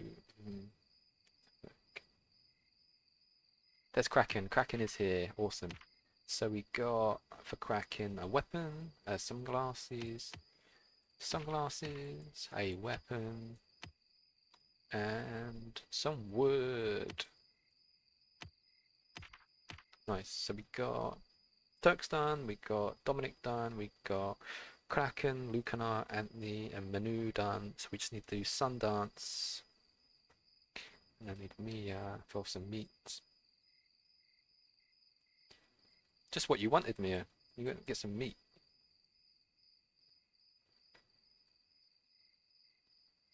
I think it's best to use it when you have a decent amount of healing to do, if you have that. That's one thing. Yeah, I don't really know what would be the most, because it takes such a long time to get those bandages back as well.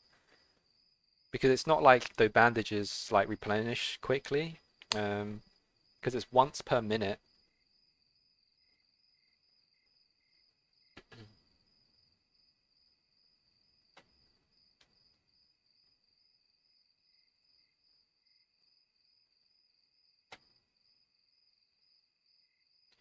So I've done that, done that.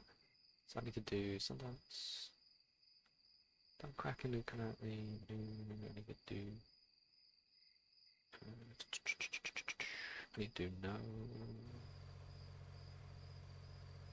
I need to do this. Okay.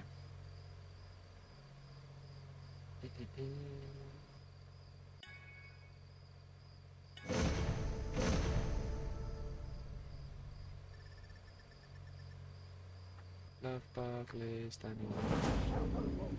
Oh.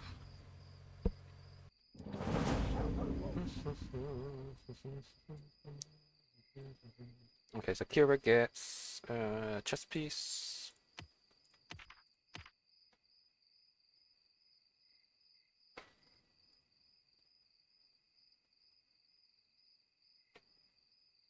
Stronghold gets some items. He gets a hat. And he gets some meat.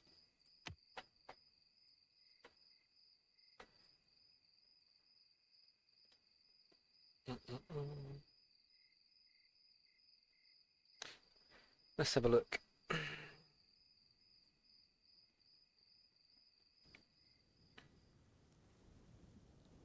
Yeah, I don't know. There's so many, like, I would have to look at it. It's really... I don't know the answer, honestly. It's such a fresh thing because it only came out, what, the other, like, yesterday, so...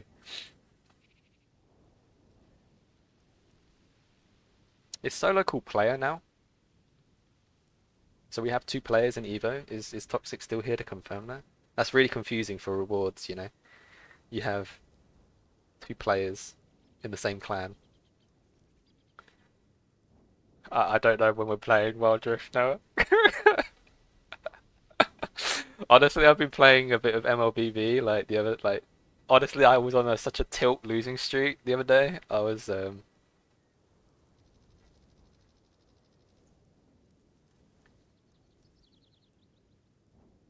only reason to say that is because there's another guy who called play and he's got like 2 otters as their profile picture, so I'm just assuming, I don't actually know.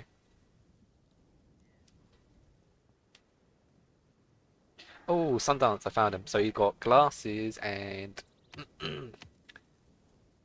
wood. Nice, so that's Sundance off the list. Okay, so AK Raimi has got this hat. Nice, that's AK Raimi off the list.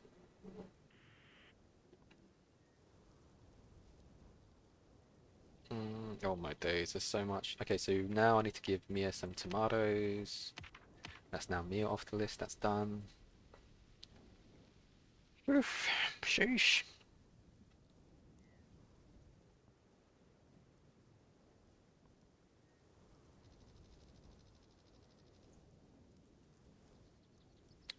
Ming Ming is chess piece, so that's one for Ming Ming. Off the list.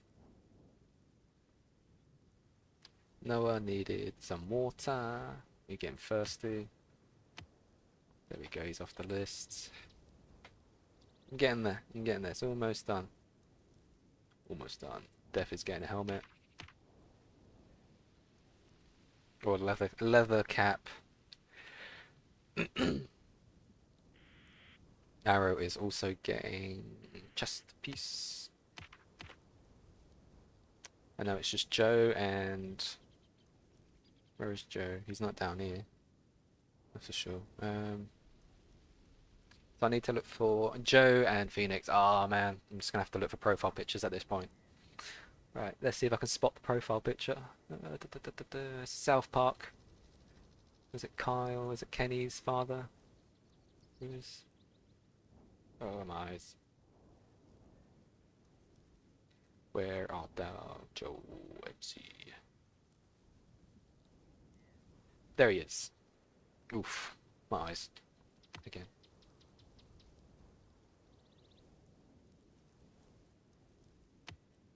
Okay, that's Joe off the list. And then what we've got left to hand out, chess piece. Oh, and I needed to give Kira some tomatoes as well. I need to look for Phoenix, and I don't remember what Phoenix's picture is currently, so I'm gonna have to look for a name. There she is. Oh, thank goodness.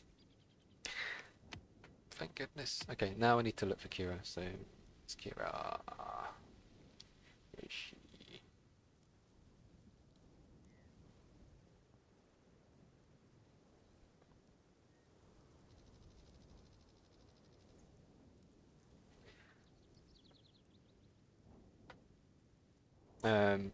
Yeah, basically regarding MLBB, I was just playing really badly, I think. And everything I did, like, I just felt I was just counted the whole entire time. And not that, I was just like losing every game, and I'm just like, oh man, this is bad. Normally I'd be in like a good mindset, but like, okay, this is cool. But it just felt like the most silliest things, just like, I don't know, man. I just had like a weird tilt day. Very unlike me, but it was one of those things. A new experience. And then Kira, woohoo! Right, confirm, and then that is done. Right, nice. Right, let's just write a letter just to let everyone know that coalition rewards, rewards.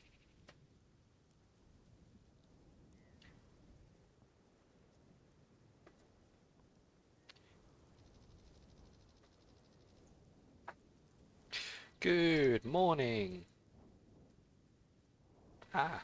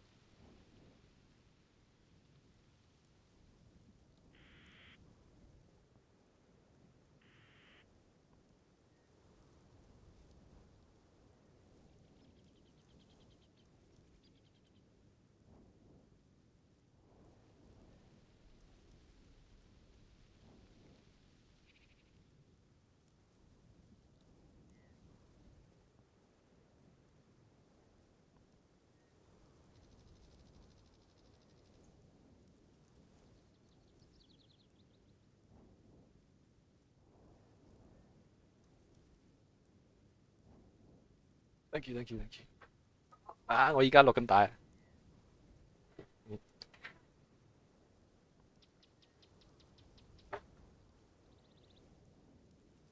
So yeah, so basically now that you guys are here, I can explain to you. We're not going to have any more combat equipment to deliver or distribute from now onwards. Everything's going to be done via the coalition. So this week was our last time that we're going to be distributing any combat gear of any sort, because everything else is going to be coalition based. And maybe you're not aware of it, Toxic, but the idea with the comms is that it's too difficult to create a fair system regarding first-time occupation for communities. So what it seems to be the methodology moving forward is that because each clan is going to be designated zones, unfortunately the zone designation yesterday for eBay was actually not very good. That's just because when we planned that ahead of time, FAM didn't have outposts built on the north side at the time. So that's why it kind of screwed over some of the Evo members that time yesterday when we was occupying the C13. So that in that sense it wasn't exactly fair. So but what's going to happen is going to be based on like actual community rankings.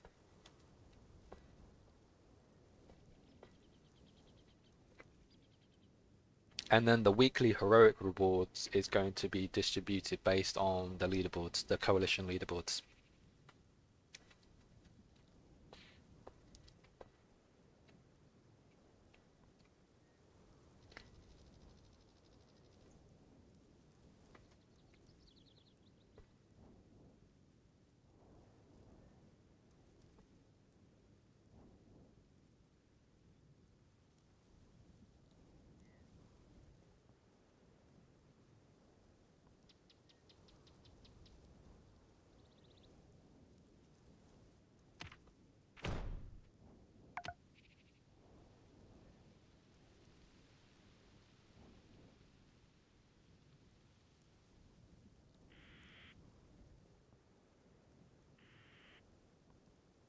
Ooh, Dominic's got his first gold set. Good job. Alright, so what we're going to discuss? We need to discuss the update, right? That's what we was going to go into. So, this is what I actually messaged earlier, but now that you guys here, says good morning. Yeah, typo, fat finger. Thanks, Toxic. I always mistype a lot of things.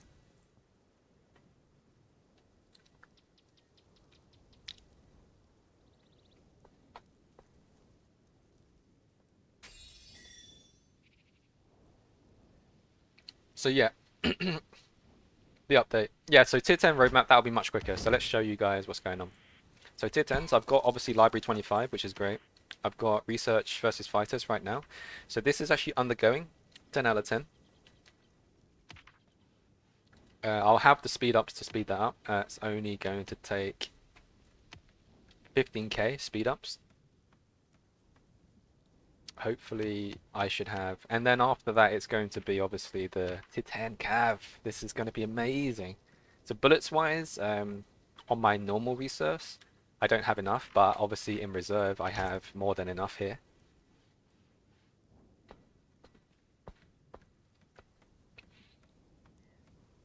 So in terms of bullets I'm okay. I just want to know how long it actually takes for the research to commence. And hopefully, I mean, I'd say hopefully, but I'll definitely have with the regional purchase, because we have this one tomorrow, which is going to be huge, and this one as well. I will have by the end of this event enough speed ups to get to 10 for sure, like without a doubt.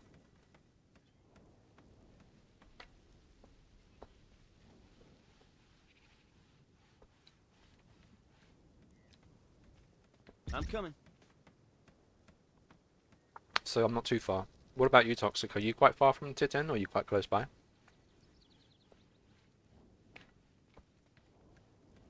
The other thing is obviously with this one, the version preview, the Duels and Apex. I went over this briefly, but what's interesting is that when you look at this, you look at the rewards, you look at the battle rewards, you look at these milestones where you are currently. So for every duel that I do, I have a chance to proc 98 steel pipes and 30 blueprint fragments. And what's interesting is if you get a victory, you are guaranteed the full amount. However, you're not guaranteed all 5 of these. Like you're not guaranteed like 4 blueprints and steel bar. So either you get steel bar, or you get blueprint, or you get both in a combination. Oh, is it 19? Okay, awesome. Yeah, that'll be good to know. But yeah, I should have enough speed ups to hit to 10 this time around. Finally, fortunately. And then I'm gonna need enough speed ups to train them up. That's the other thing. So I think what I'll do is, if I look at Strongest Survivor, we know that day 5 is going to be the research and an animal. And then what I'll do is I'll actually promote my tier 9s to tier 10s on day 6 because you have the train fighters. So I'll do my promotion on day 6.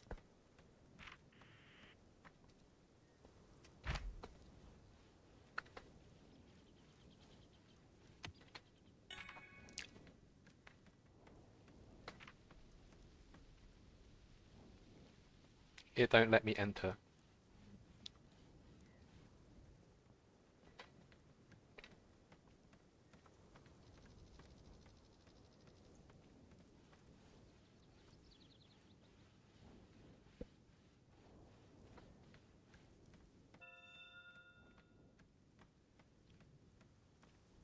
Bop spam / giveaway.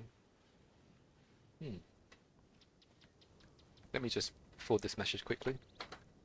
It's regarding our Discord giveaway. So if you haven't joined the giveaway, then please do.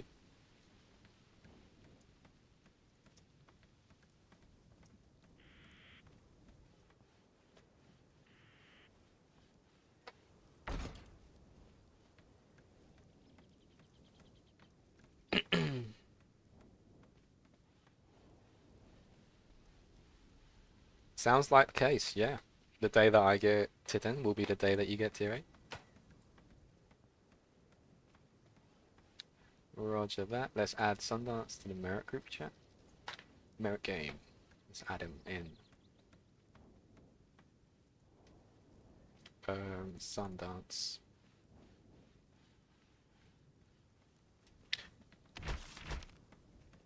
So going back to the update as I keep getting distracted. So I can actually show you on my farm account what I mean regarding the dual rewards quickly.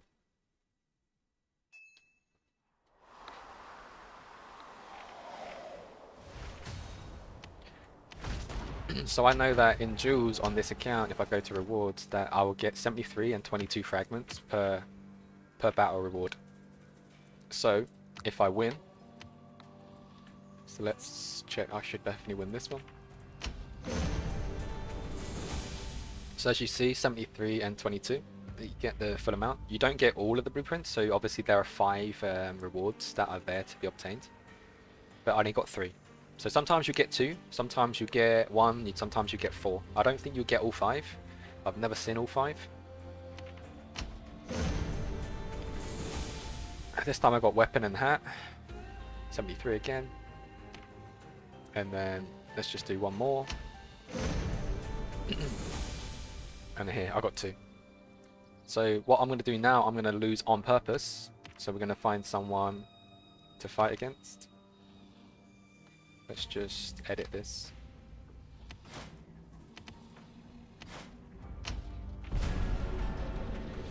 And you can see I get 36 as opposed to 72. So I actually get half the rewards. So I'm going to try and challenge someone else. I'll just challenge Anarchy again, it's fine. So you get, well, you get 4 rewards, but like you say, you get half the rewards for being defeated as opposed to getting a victory. So that's kind of interesting to know that's the case. And if I do one more last one as to confirm, half the rewards. So that's kind of how the duel system works now. And it's really interesting because I think before it was just like a random. So say let's for example we look at the battle rewards. It would give you like 73 or something, but it would be like a range between like 1 and 73. So you would never like get a consistent amount.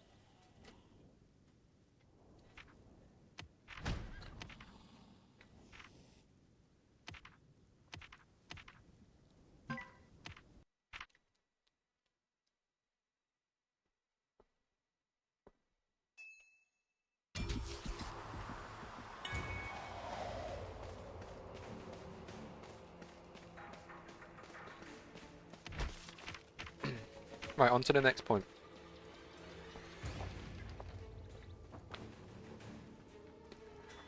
Also, that's actually across Apex Duels as well. So I haven't calculated the numbers, and you can easily calculate it. But you can be like, well, if you get X amount of tickets per week, and then you can just, you know, times that by 7. That will give you your dual tickets for the week, and then you obviously, you know, multiply that by the rewards, the potential rewards that you get if you get a victory on every ticket for the week. And that will kind of give you a gauge on like how many pipes, how many blueprints and such things that you'd get. But the rewards, no one's actually over this 15k bracket, and most people are here. So you actually get 121 pipes and also 36 fragments.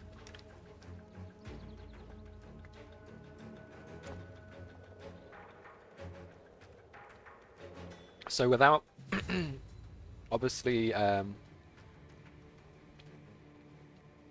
yeah, without actually calculating that, it's hard to know what the difference is. But you can already see that it's quite.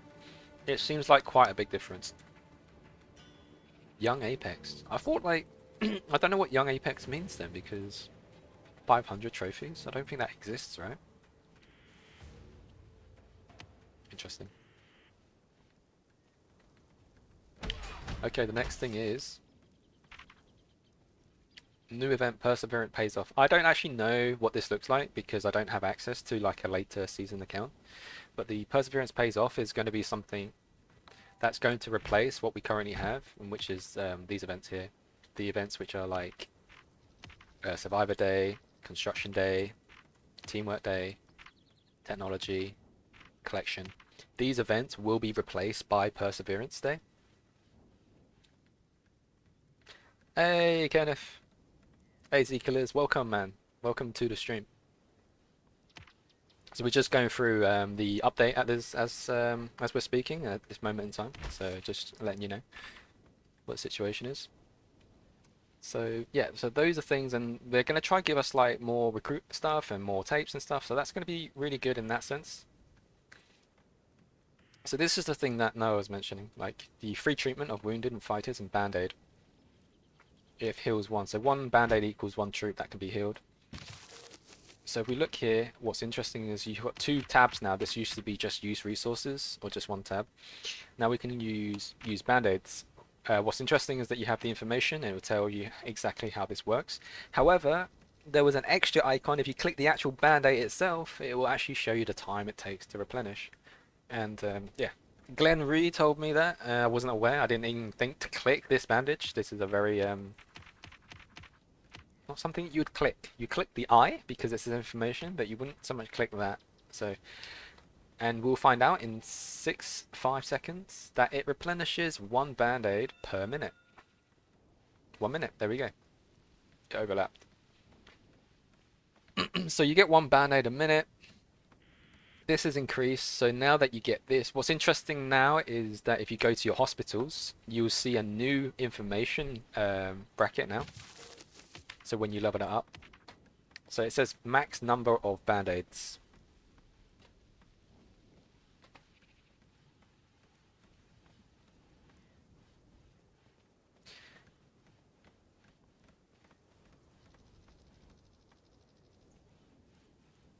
Oh, interesting.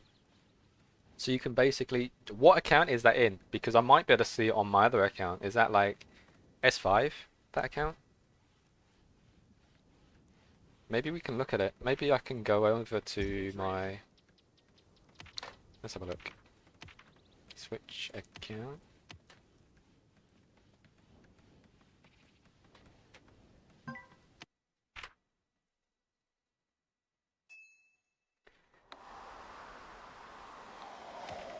Alright, let's go to my S5 account. I haven't touched this account for some time.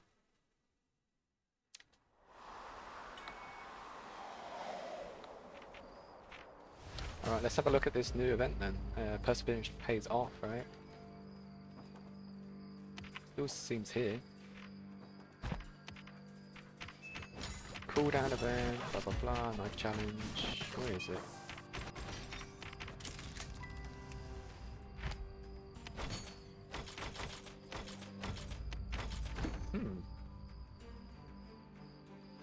Oh, this is S4 actually, sorry. But where is it?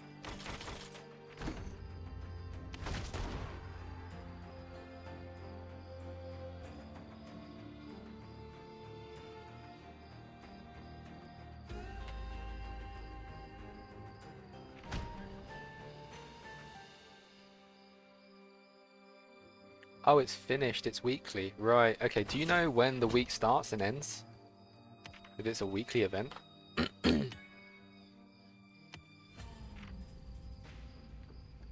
Yeah, I see it now. I can show this, show the stream. So this is interesting because, yeah, so you got rewards, you got tasks.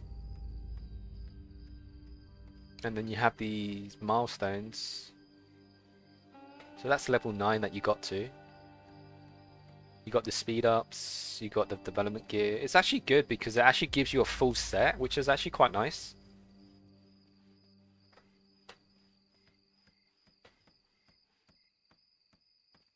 I think that, yeah. The red circle costs 100 gems to get. Oh, so that one costs you, the speed ups and everything costs you, okay, gotcha. The blue circle costs you 100 gold bars,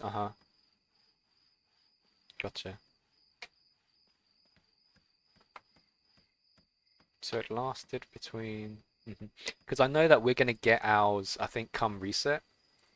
I think it's going to be next week, Monday, that's going to be... It's going to give us that as well, I think. I believe. But let's go back to my other account.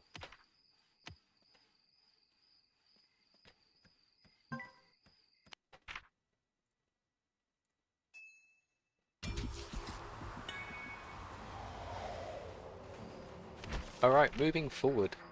Oh, game update announcement. Yeah, so basically the game's going to be resetting, and this is fortunate because this is during the time when we're asleep for the people around the UTC time. For everyone else, then yeah, unfortunate.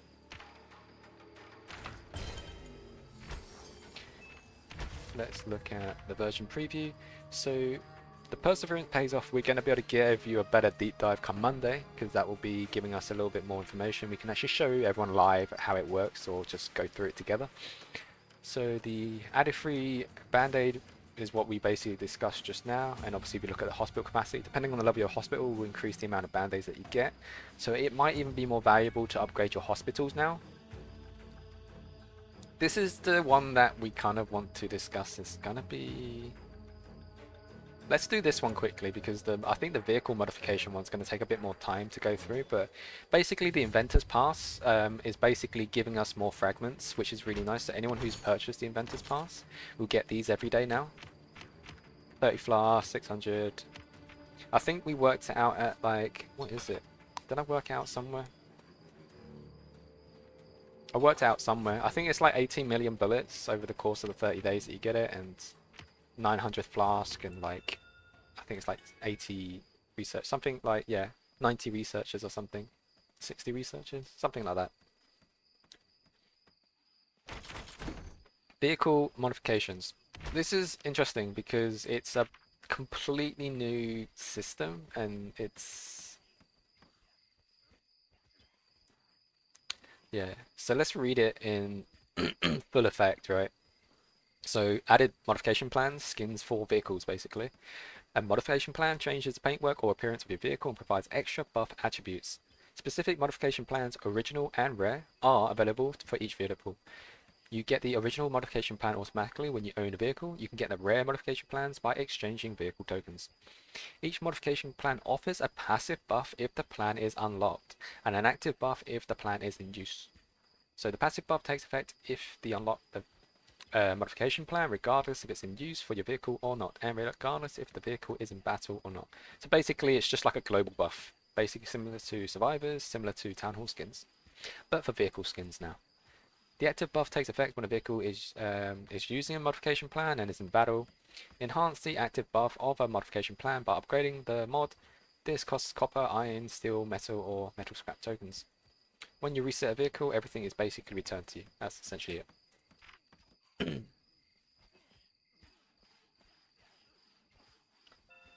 Yeah, so it's really like, so anyone who purchased the Inventors Pass before actually got this is my compensation. So due to increasing rewards, this is the additional reward for players who have purchased the Inventors Pass between January and August of this year. So basically, these are the rewards and compensation for this new system that they've implemented. But yeah, you get research flasks and bullets every day, and as well as your fragments.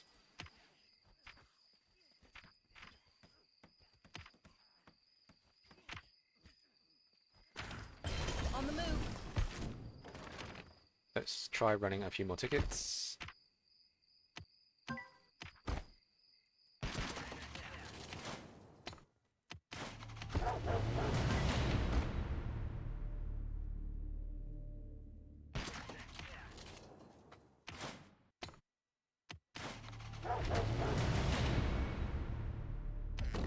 Let's go to the garage. Personally, I haven't upgraded, I haven't got modifications. So this is a brand new tab. Before it was body, exterior, performance, just the 3 tabs, but they've added the modification one. Obviously, if you don't see this, it means that you have yet to update your game. So, you know, if you want to see this, please update your game. There is an overview to see skins somehow. I know that Anthony showed us a really cool... How did he do it? Did he look at it this way? Ah, here we go, look. So this is cool. So you got... So each of these is costing 500 tokens. I was trying to figure out like how much like each one's worth. Luther John Mayville Espinoza, welcome to the live stream. So I think like vehicle tokens, if we look at it, 500 tokens is kind of like equal. Let's have a look at the cumulative. So that's equal to like 10k gold bars, right? No, not 10k. 5k gold bars. So for anyone trying to do a conversion for per skin, it's gonna be like 5k gold bars will be equivalent to your... Yeah, I think so, right? That'd be good.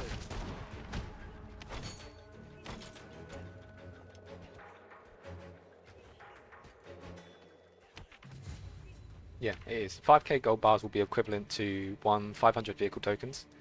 So 5k here will be 10,000 rubies, so yeah, 5k.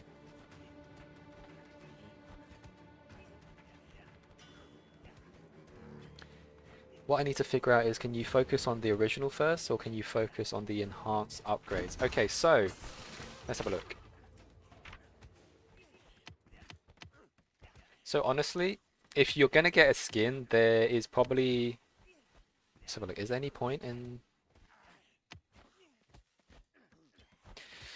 How does it look when you actually get it though? Oh, so you'll get active and then... So whenever you upgrade... I've not upgraded, so I'm not sure how this works. Does it go down to each level once you do it? Like, it's saying level 2 is affecting the defense. And then will level 3 then go to health? And will level 3 go down to... Like, does it go down? I don't really understand how...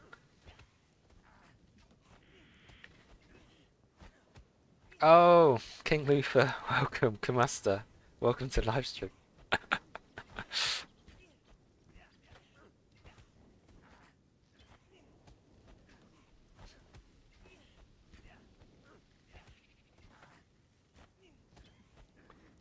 You gonna show me? Okay.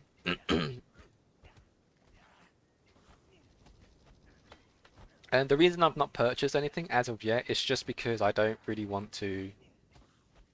I want to collect the data for it, so I don't want to make any purchases as of yet. But I wonder... Let me go onto my other account because I probably have. Yeah, I probably have like access to some of this stuff, right? So.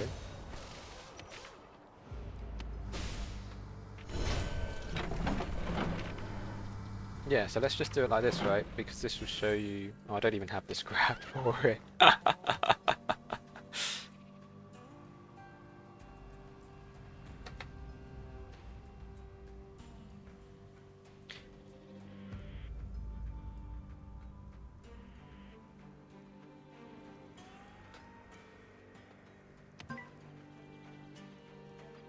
For the upgrade, you will still need 68 iron. Do you want to spend 600 scrap? So my question is,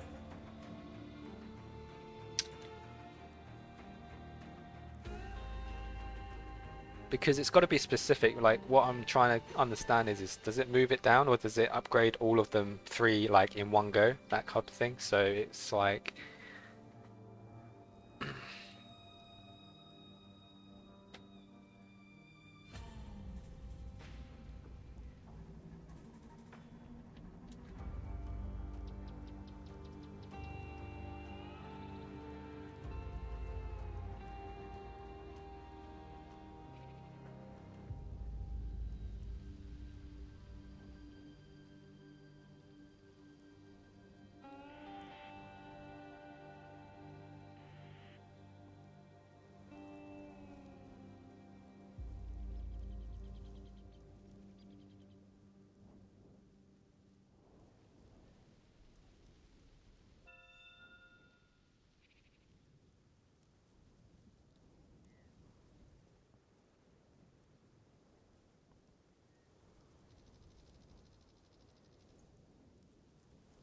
Um,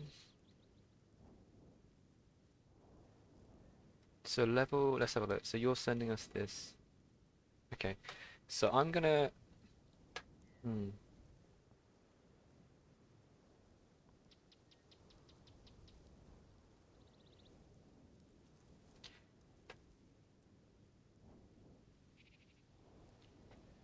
Let's have a look.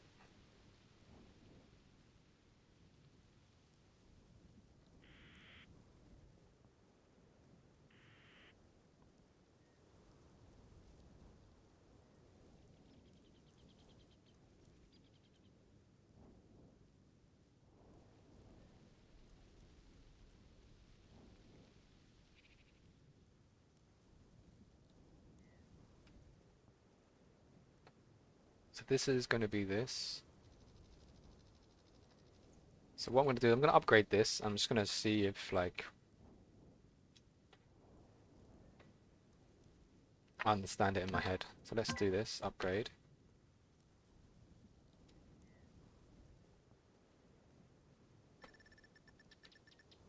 Okay, so that's upgraded. Does that mean it only focuses on the one thing, or does that change? So 1.1.25. And then it goes on to...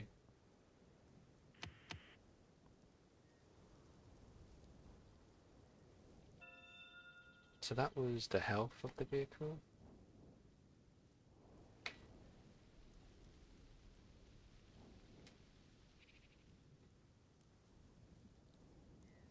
So that was the defense.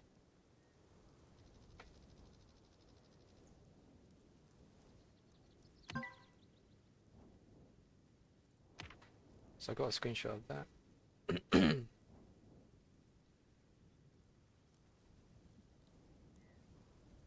Okay, so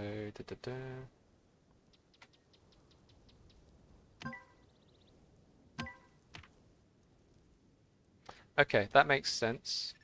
So attributes when unlocked is that, and max is 1%. And you can't upgrade that, right?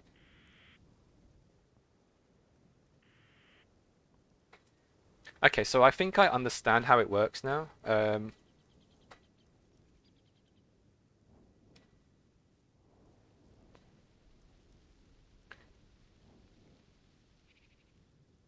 Yeah, so I've got a screenshot here and I'll show you what I mean because I kind of thought that this is the case. So each time you level, Let's get this up. Let's see if everyone can see this clearly. You can't really see this massively clearly, but maybe I'll show you here. So if everyone like understands here, what you notice is that from level 1 to level 2, it done the defense value. From level 2 to level 3, it done the health value. And from level 3 to level 4, it done the attack value. Or it will hit the attack value. So what it's doing is it's rotating between the two. So every upgrade, it's going to be like, it's going to work in like the next one. So as you can see that the each time it's going to take a different resource. So this one's steel, this one's iron, this one's steel, and this one's copper. So it's interesting that it changes based on which one, because it just means that you'll need X amount of copper, steel, but I don't know when it upgrades the fighter's health, but it doesn't do it for the carriage on the original skin. I'd have to get a paid skin to know how that would work on a paid skin, because it gives you the 3%. But what's good is obviously each one of these give you fighter's health unlocked. And then the paid skins will give you different ones. If that makes sense.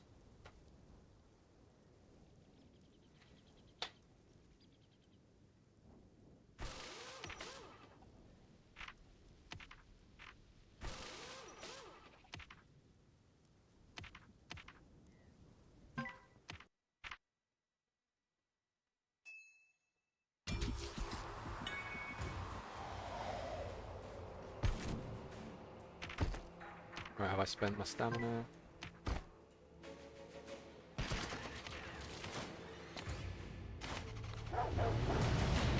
Oh my goodness. I hate it when it doesn't. We're probably gonna fail that one.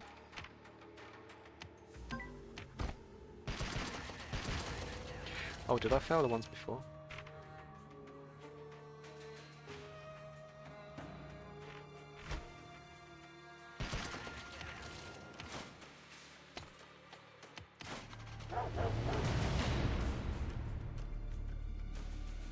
Alright, it looks like they have overlapped territory, that's fine.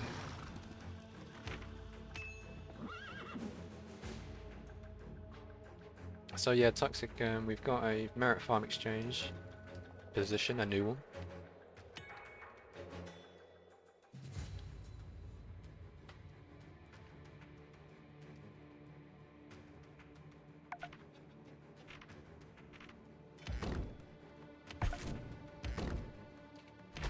And I think that pretty much covers it for the skins. Each skin is going to have a different buff.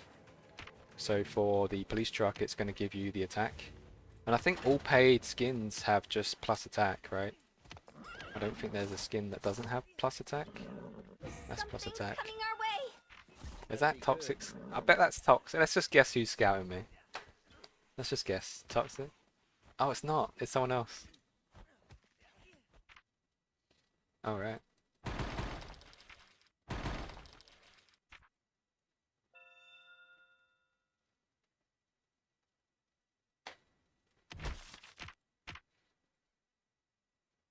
They're gone. Do you think they'll be back? You're running out of random relocate. I wonder why you're running out of random relocates. I mean, if we scroll out, right, someone's name appears here as well. Someone, was you playing Peacekeeper here? Is that what it is? Welcome back, Mia Kamasta. We were talking about vehicle skins, which is the question that you wanted to know, right? Let's have a look up. So we can. Oh yeah, you can't scout each other in the same coalition. That is correct. That is correct.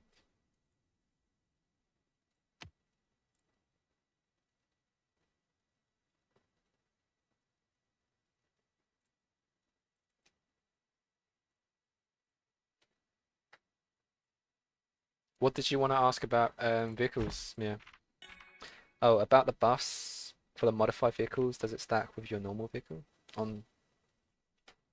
So basically, if you think of it as a town hall skin, so I guess right now if we look at RV, you have RV, right? So if we look at modifications for the RV, the original skin, the original skin is like this. The moment that you activate your paid skin, then obviously these buffs, these attributes, when equipped, won't stack. The only things that does stack are the ones here. So the attributes when you unlock them, these are like the global buffs that you get on survivors. So once you unlock them, then it is yeah, across all your formations, all your survivors and stuff like that. So let's say you use this original skin and you unlock the Emerald Camper, you have this All Fighters attack unlocked. If that makes sense.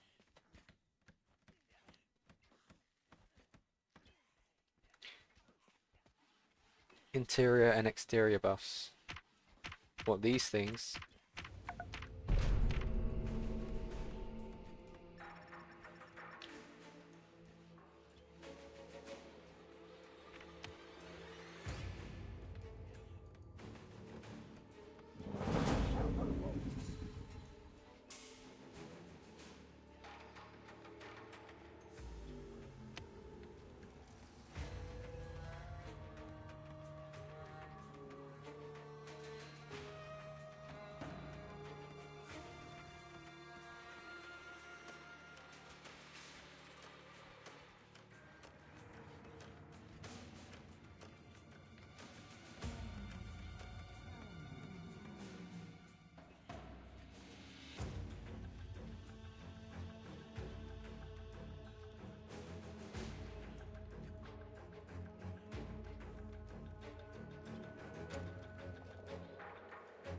So the only thing that stack, as far as we know, is the unlocked. So if we look at the letters carefully,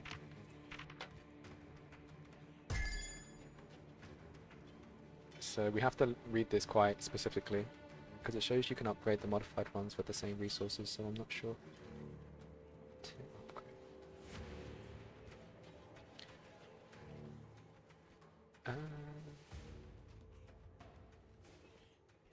So yeah, if you were to reset your current one, the only thing that you'll lose out on will be the see, I don't have it myself to actually know. I should probably get the police truck and unlock it. I mean, there's no reason why I shouldn't, really, to be honest.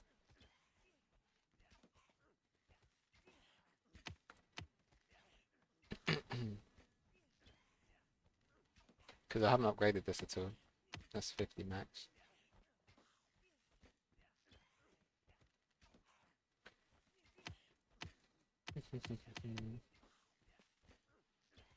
I think the only thing that you'll lose is that if you put any resources into the All Fighters attack, or whatever it is that you have for your vintage, All Fighters health, then if you reset it, then obviously it will take away the resources that you invested here, which means that you no longer have that global effect.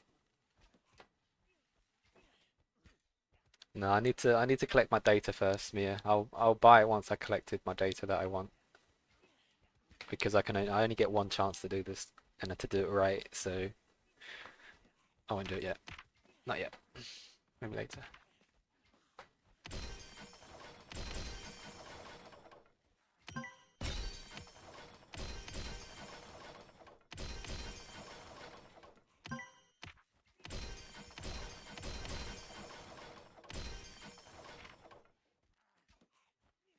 No, I will buy it eventually, for sure. But I want to take screenshots, I want to record the data, I want to put it on an Excel sheet and those types of things. So that's the reason why I'm not doing it yet. Because I want to collect those screenshots, I want to collect the data. So yeah, you only get one chance, you know. Once you've unlocked it, you can't unblock it and then re-unlock it again. So it's one of those things. Thank you.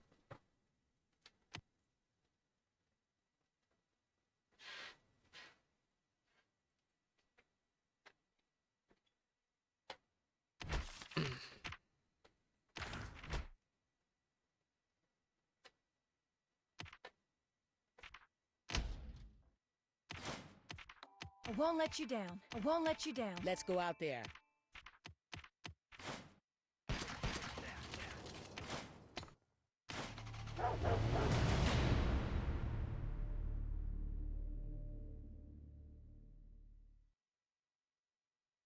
So if you were to basically yeah, okay, so basically what happened, Mia, is if you were to equip the North Star, everything that you've invested into the original skin will not stack with the North Star. So you have to see these as two separate vehicles, if that makes sense. So let's say you had like a maxed out original skin, if you had like a level 5 North Star skin, then all the buffs that you gain from the original won't carry over to the North Star, apart from the one that says all fighters health. So this attack and defense and health won't carry over.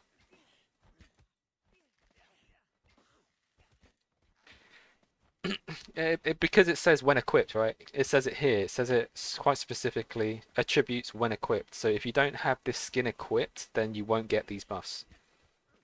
So obviously, if you equip a new skin, then obviously you get those buffs, right? That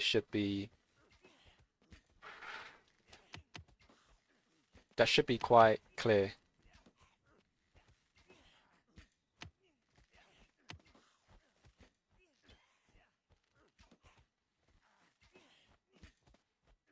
The one on the exterior, this here.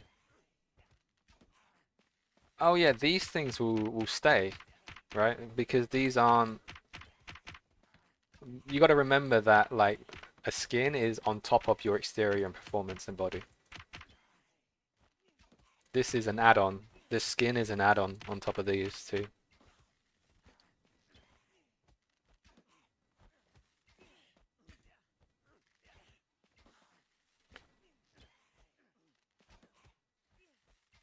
Okay, I get you now.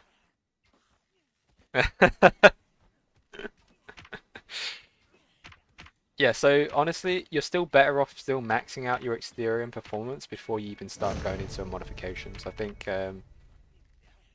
these things, I think if we're going to look at it in terms of order, you should probably max out your performance, then your exterior, and then you go into your modifications, because your modifications are kind of like an extra.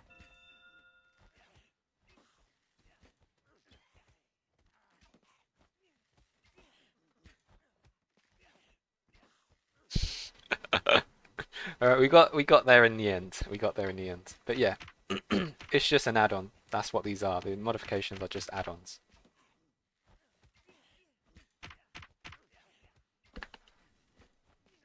Oh.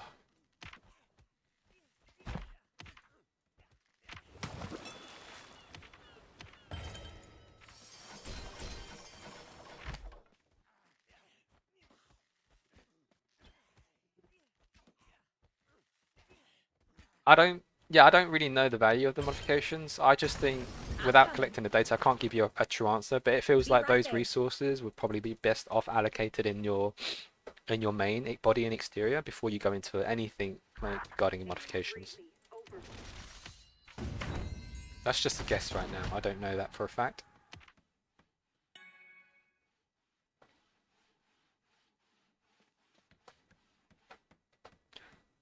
どういたしまして。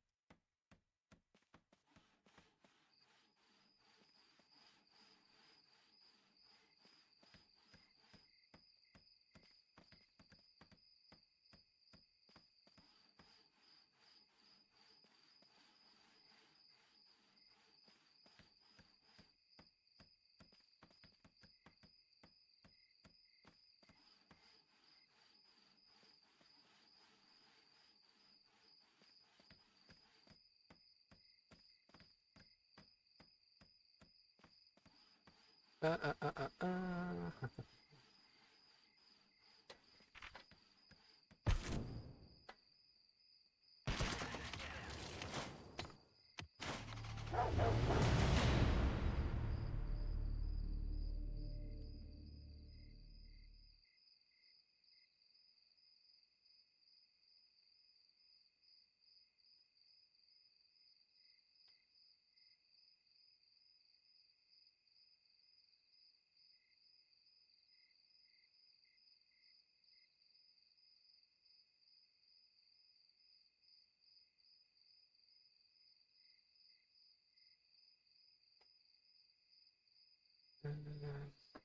So, let's have a look. 72 cents.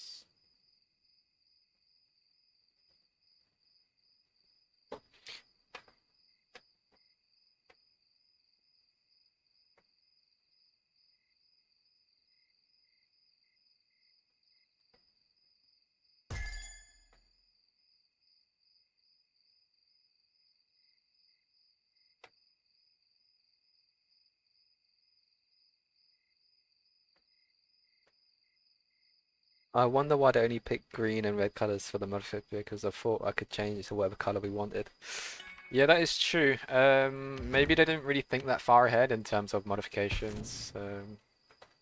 Didn't add that like flexibility palette. I know some people wanted like a pink vehicle. That'd have been nice.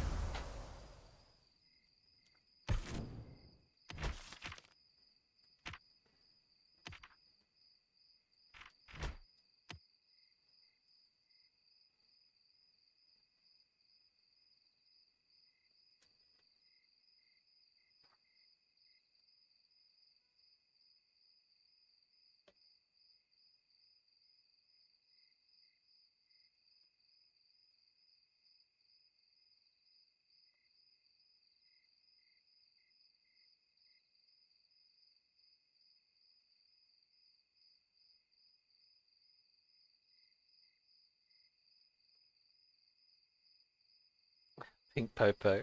Yeah, I mean that'd be interesting.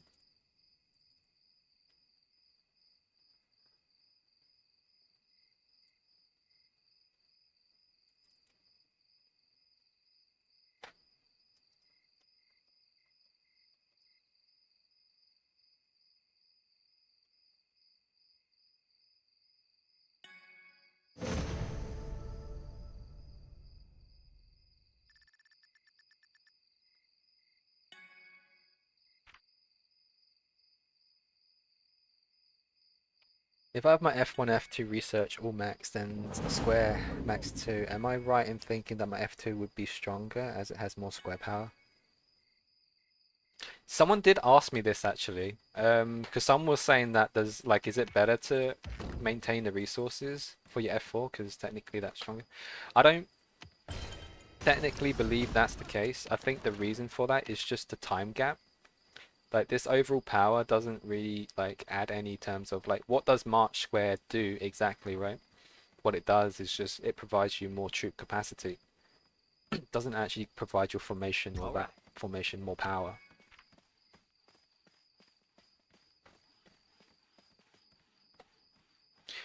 The thing is this game has always been a time investment game, and like the reason why they add more power to each like square or each like tactical camp is to make players wait that bit longer because each percentage, each kind of like additional gain is always going to be like a benefit, right? So they're trying to make you, you know, spend like resources for that time invested.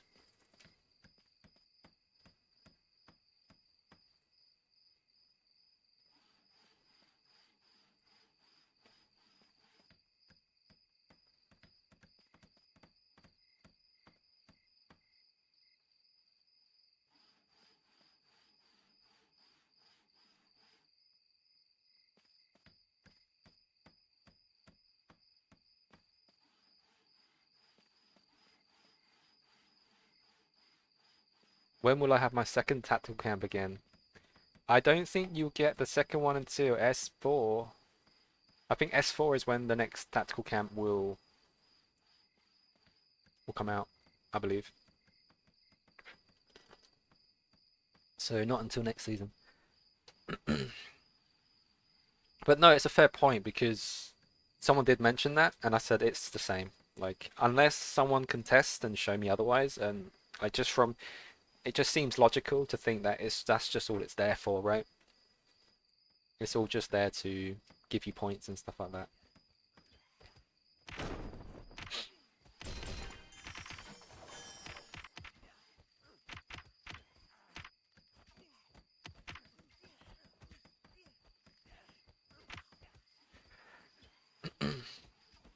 Roger, partner.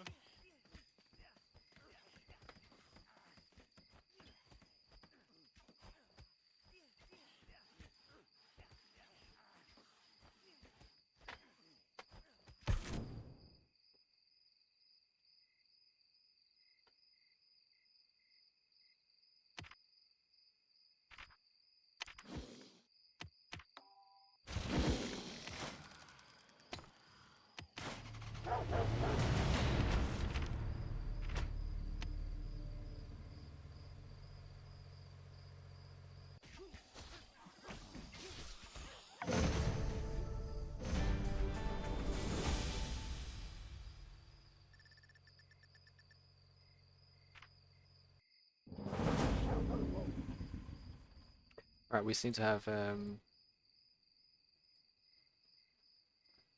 more stuff to do.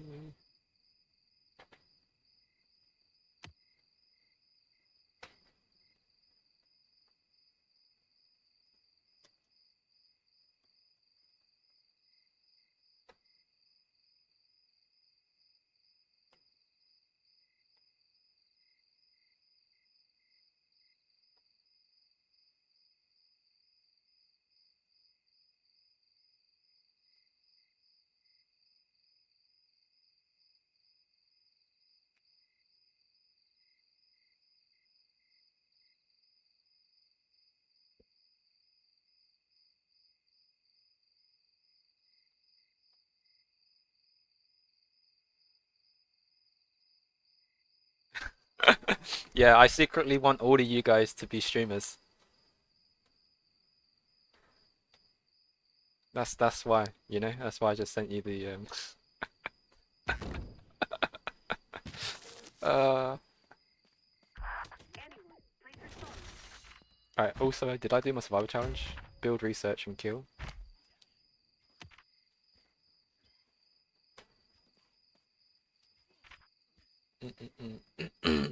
I could probably add some speed onto the research. How many points do I need? I need let's just say I need 750k, right? 700 no 650, sorry. I can't add up. 650k, divide that by 400. It would mean 1625. So if I do 1625, and then I probably need one more minute. There we go. And then one more minute. There we go. Gold chest.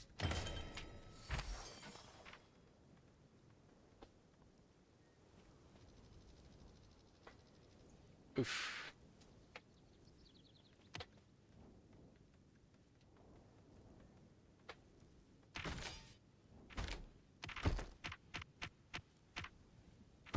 Tell you what has been interesting, and I'm sure you noticed it, Toxic, is we have, I mean, we had it since of yesterday, right?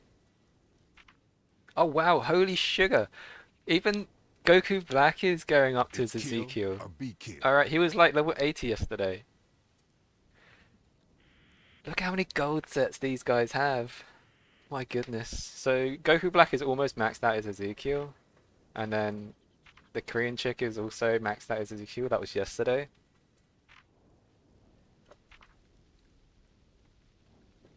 Danny's stopped spending, so he won't be maxing out his Ezekiel.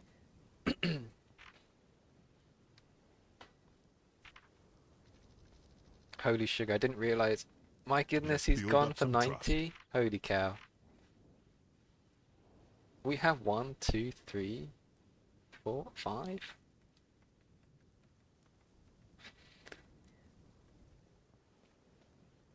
Where's top 6 Ezekiel? Where's his Ezekiel? Oh dear. I was Goku been on 90 for a while? Okay, I didn't realize. I didn't realize that was the case.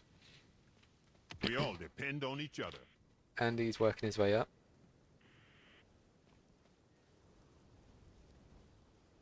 I mean, technically speaking, devs aren't allowed to play on official servers, so they might joke around about being developers, but they're not. Yeah, technically they're not allowed to play on official servers.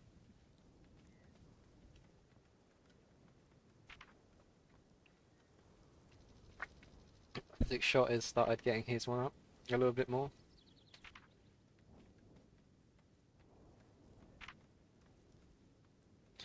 Yeah, honestly, that was a surprise to a lot of us on Captain Dammit, because he has been, he's not said much, honestly. He's just been playing his game, he's just been doing his thing. And honestly, if I was an R5, if I wasn't R5, I would probably be in the same position where I wouldn't really say much, I would just be doing exactly what this guy's doing. Just chilling. I guess I'll be making content, so that'll be a bit different. I'm just doing my thing, you know? But yeah, this is something that is going to be a pleasure to have. So we're going to have Captain Dammit, which is pretty much going to be our main carry. Because he's got Magna Crew as well, that's no joke. And he's got... like, he got Glenn maxed, he got Yumiko max, oh, it's just, he's got everything max at this point in terms of survivors, right? That's crazy.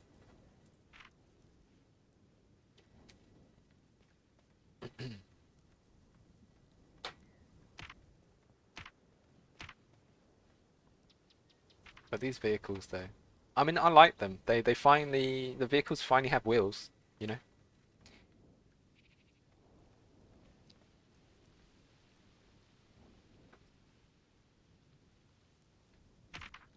But this is insane.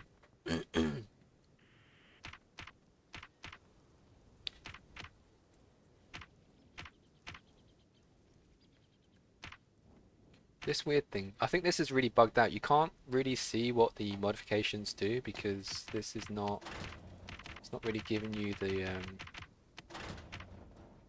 like, what is this? It's so bugged right now. Ah, wait a minute. Okay, so that's interesting. So basically you have to look at it like this, maybe? Wait, that doesn't make any sense. Wait, huh?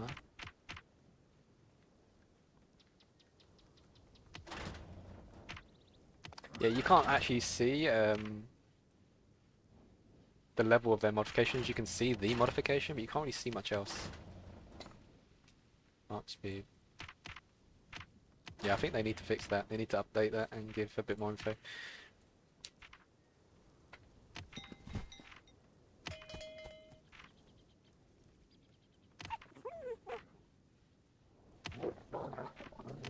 Yeah, everything's just...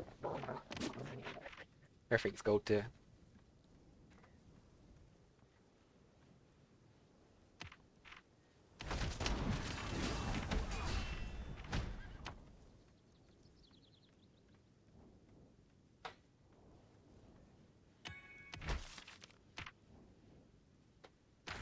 What's up?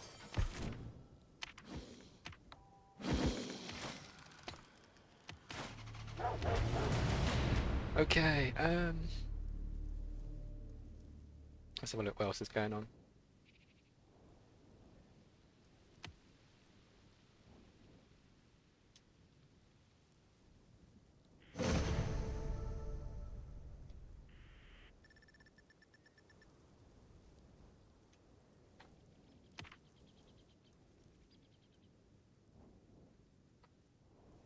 Honestly feel like this is probably it for today.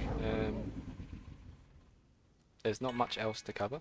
We pretty much covered for most things. I'll probably do like another live stream at some point. I'm not sure what it's going to be about. It might just be like a main topic, and then it's going to just be like this, just chilling, just seeing what's going on. And obviously if we got people like yourselves asking questions, viewers and stuff like that, then we can always, you know, ask questions. Unless anyone else has got any questions right now before I go off. And if not, then I'll say everyone have an amazing day.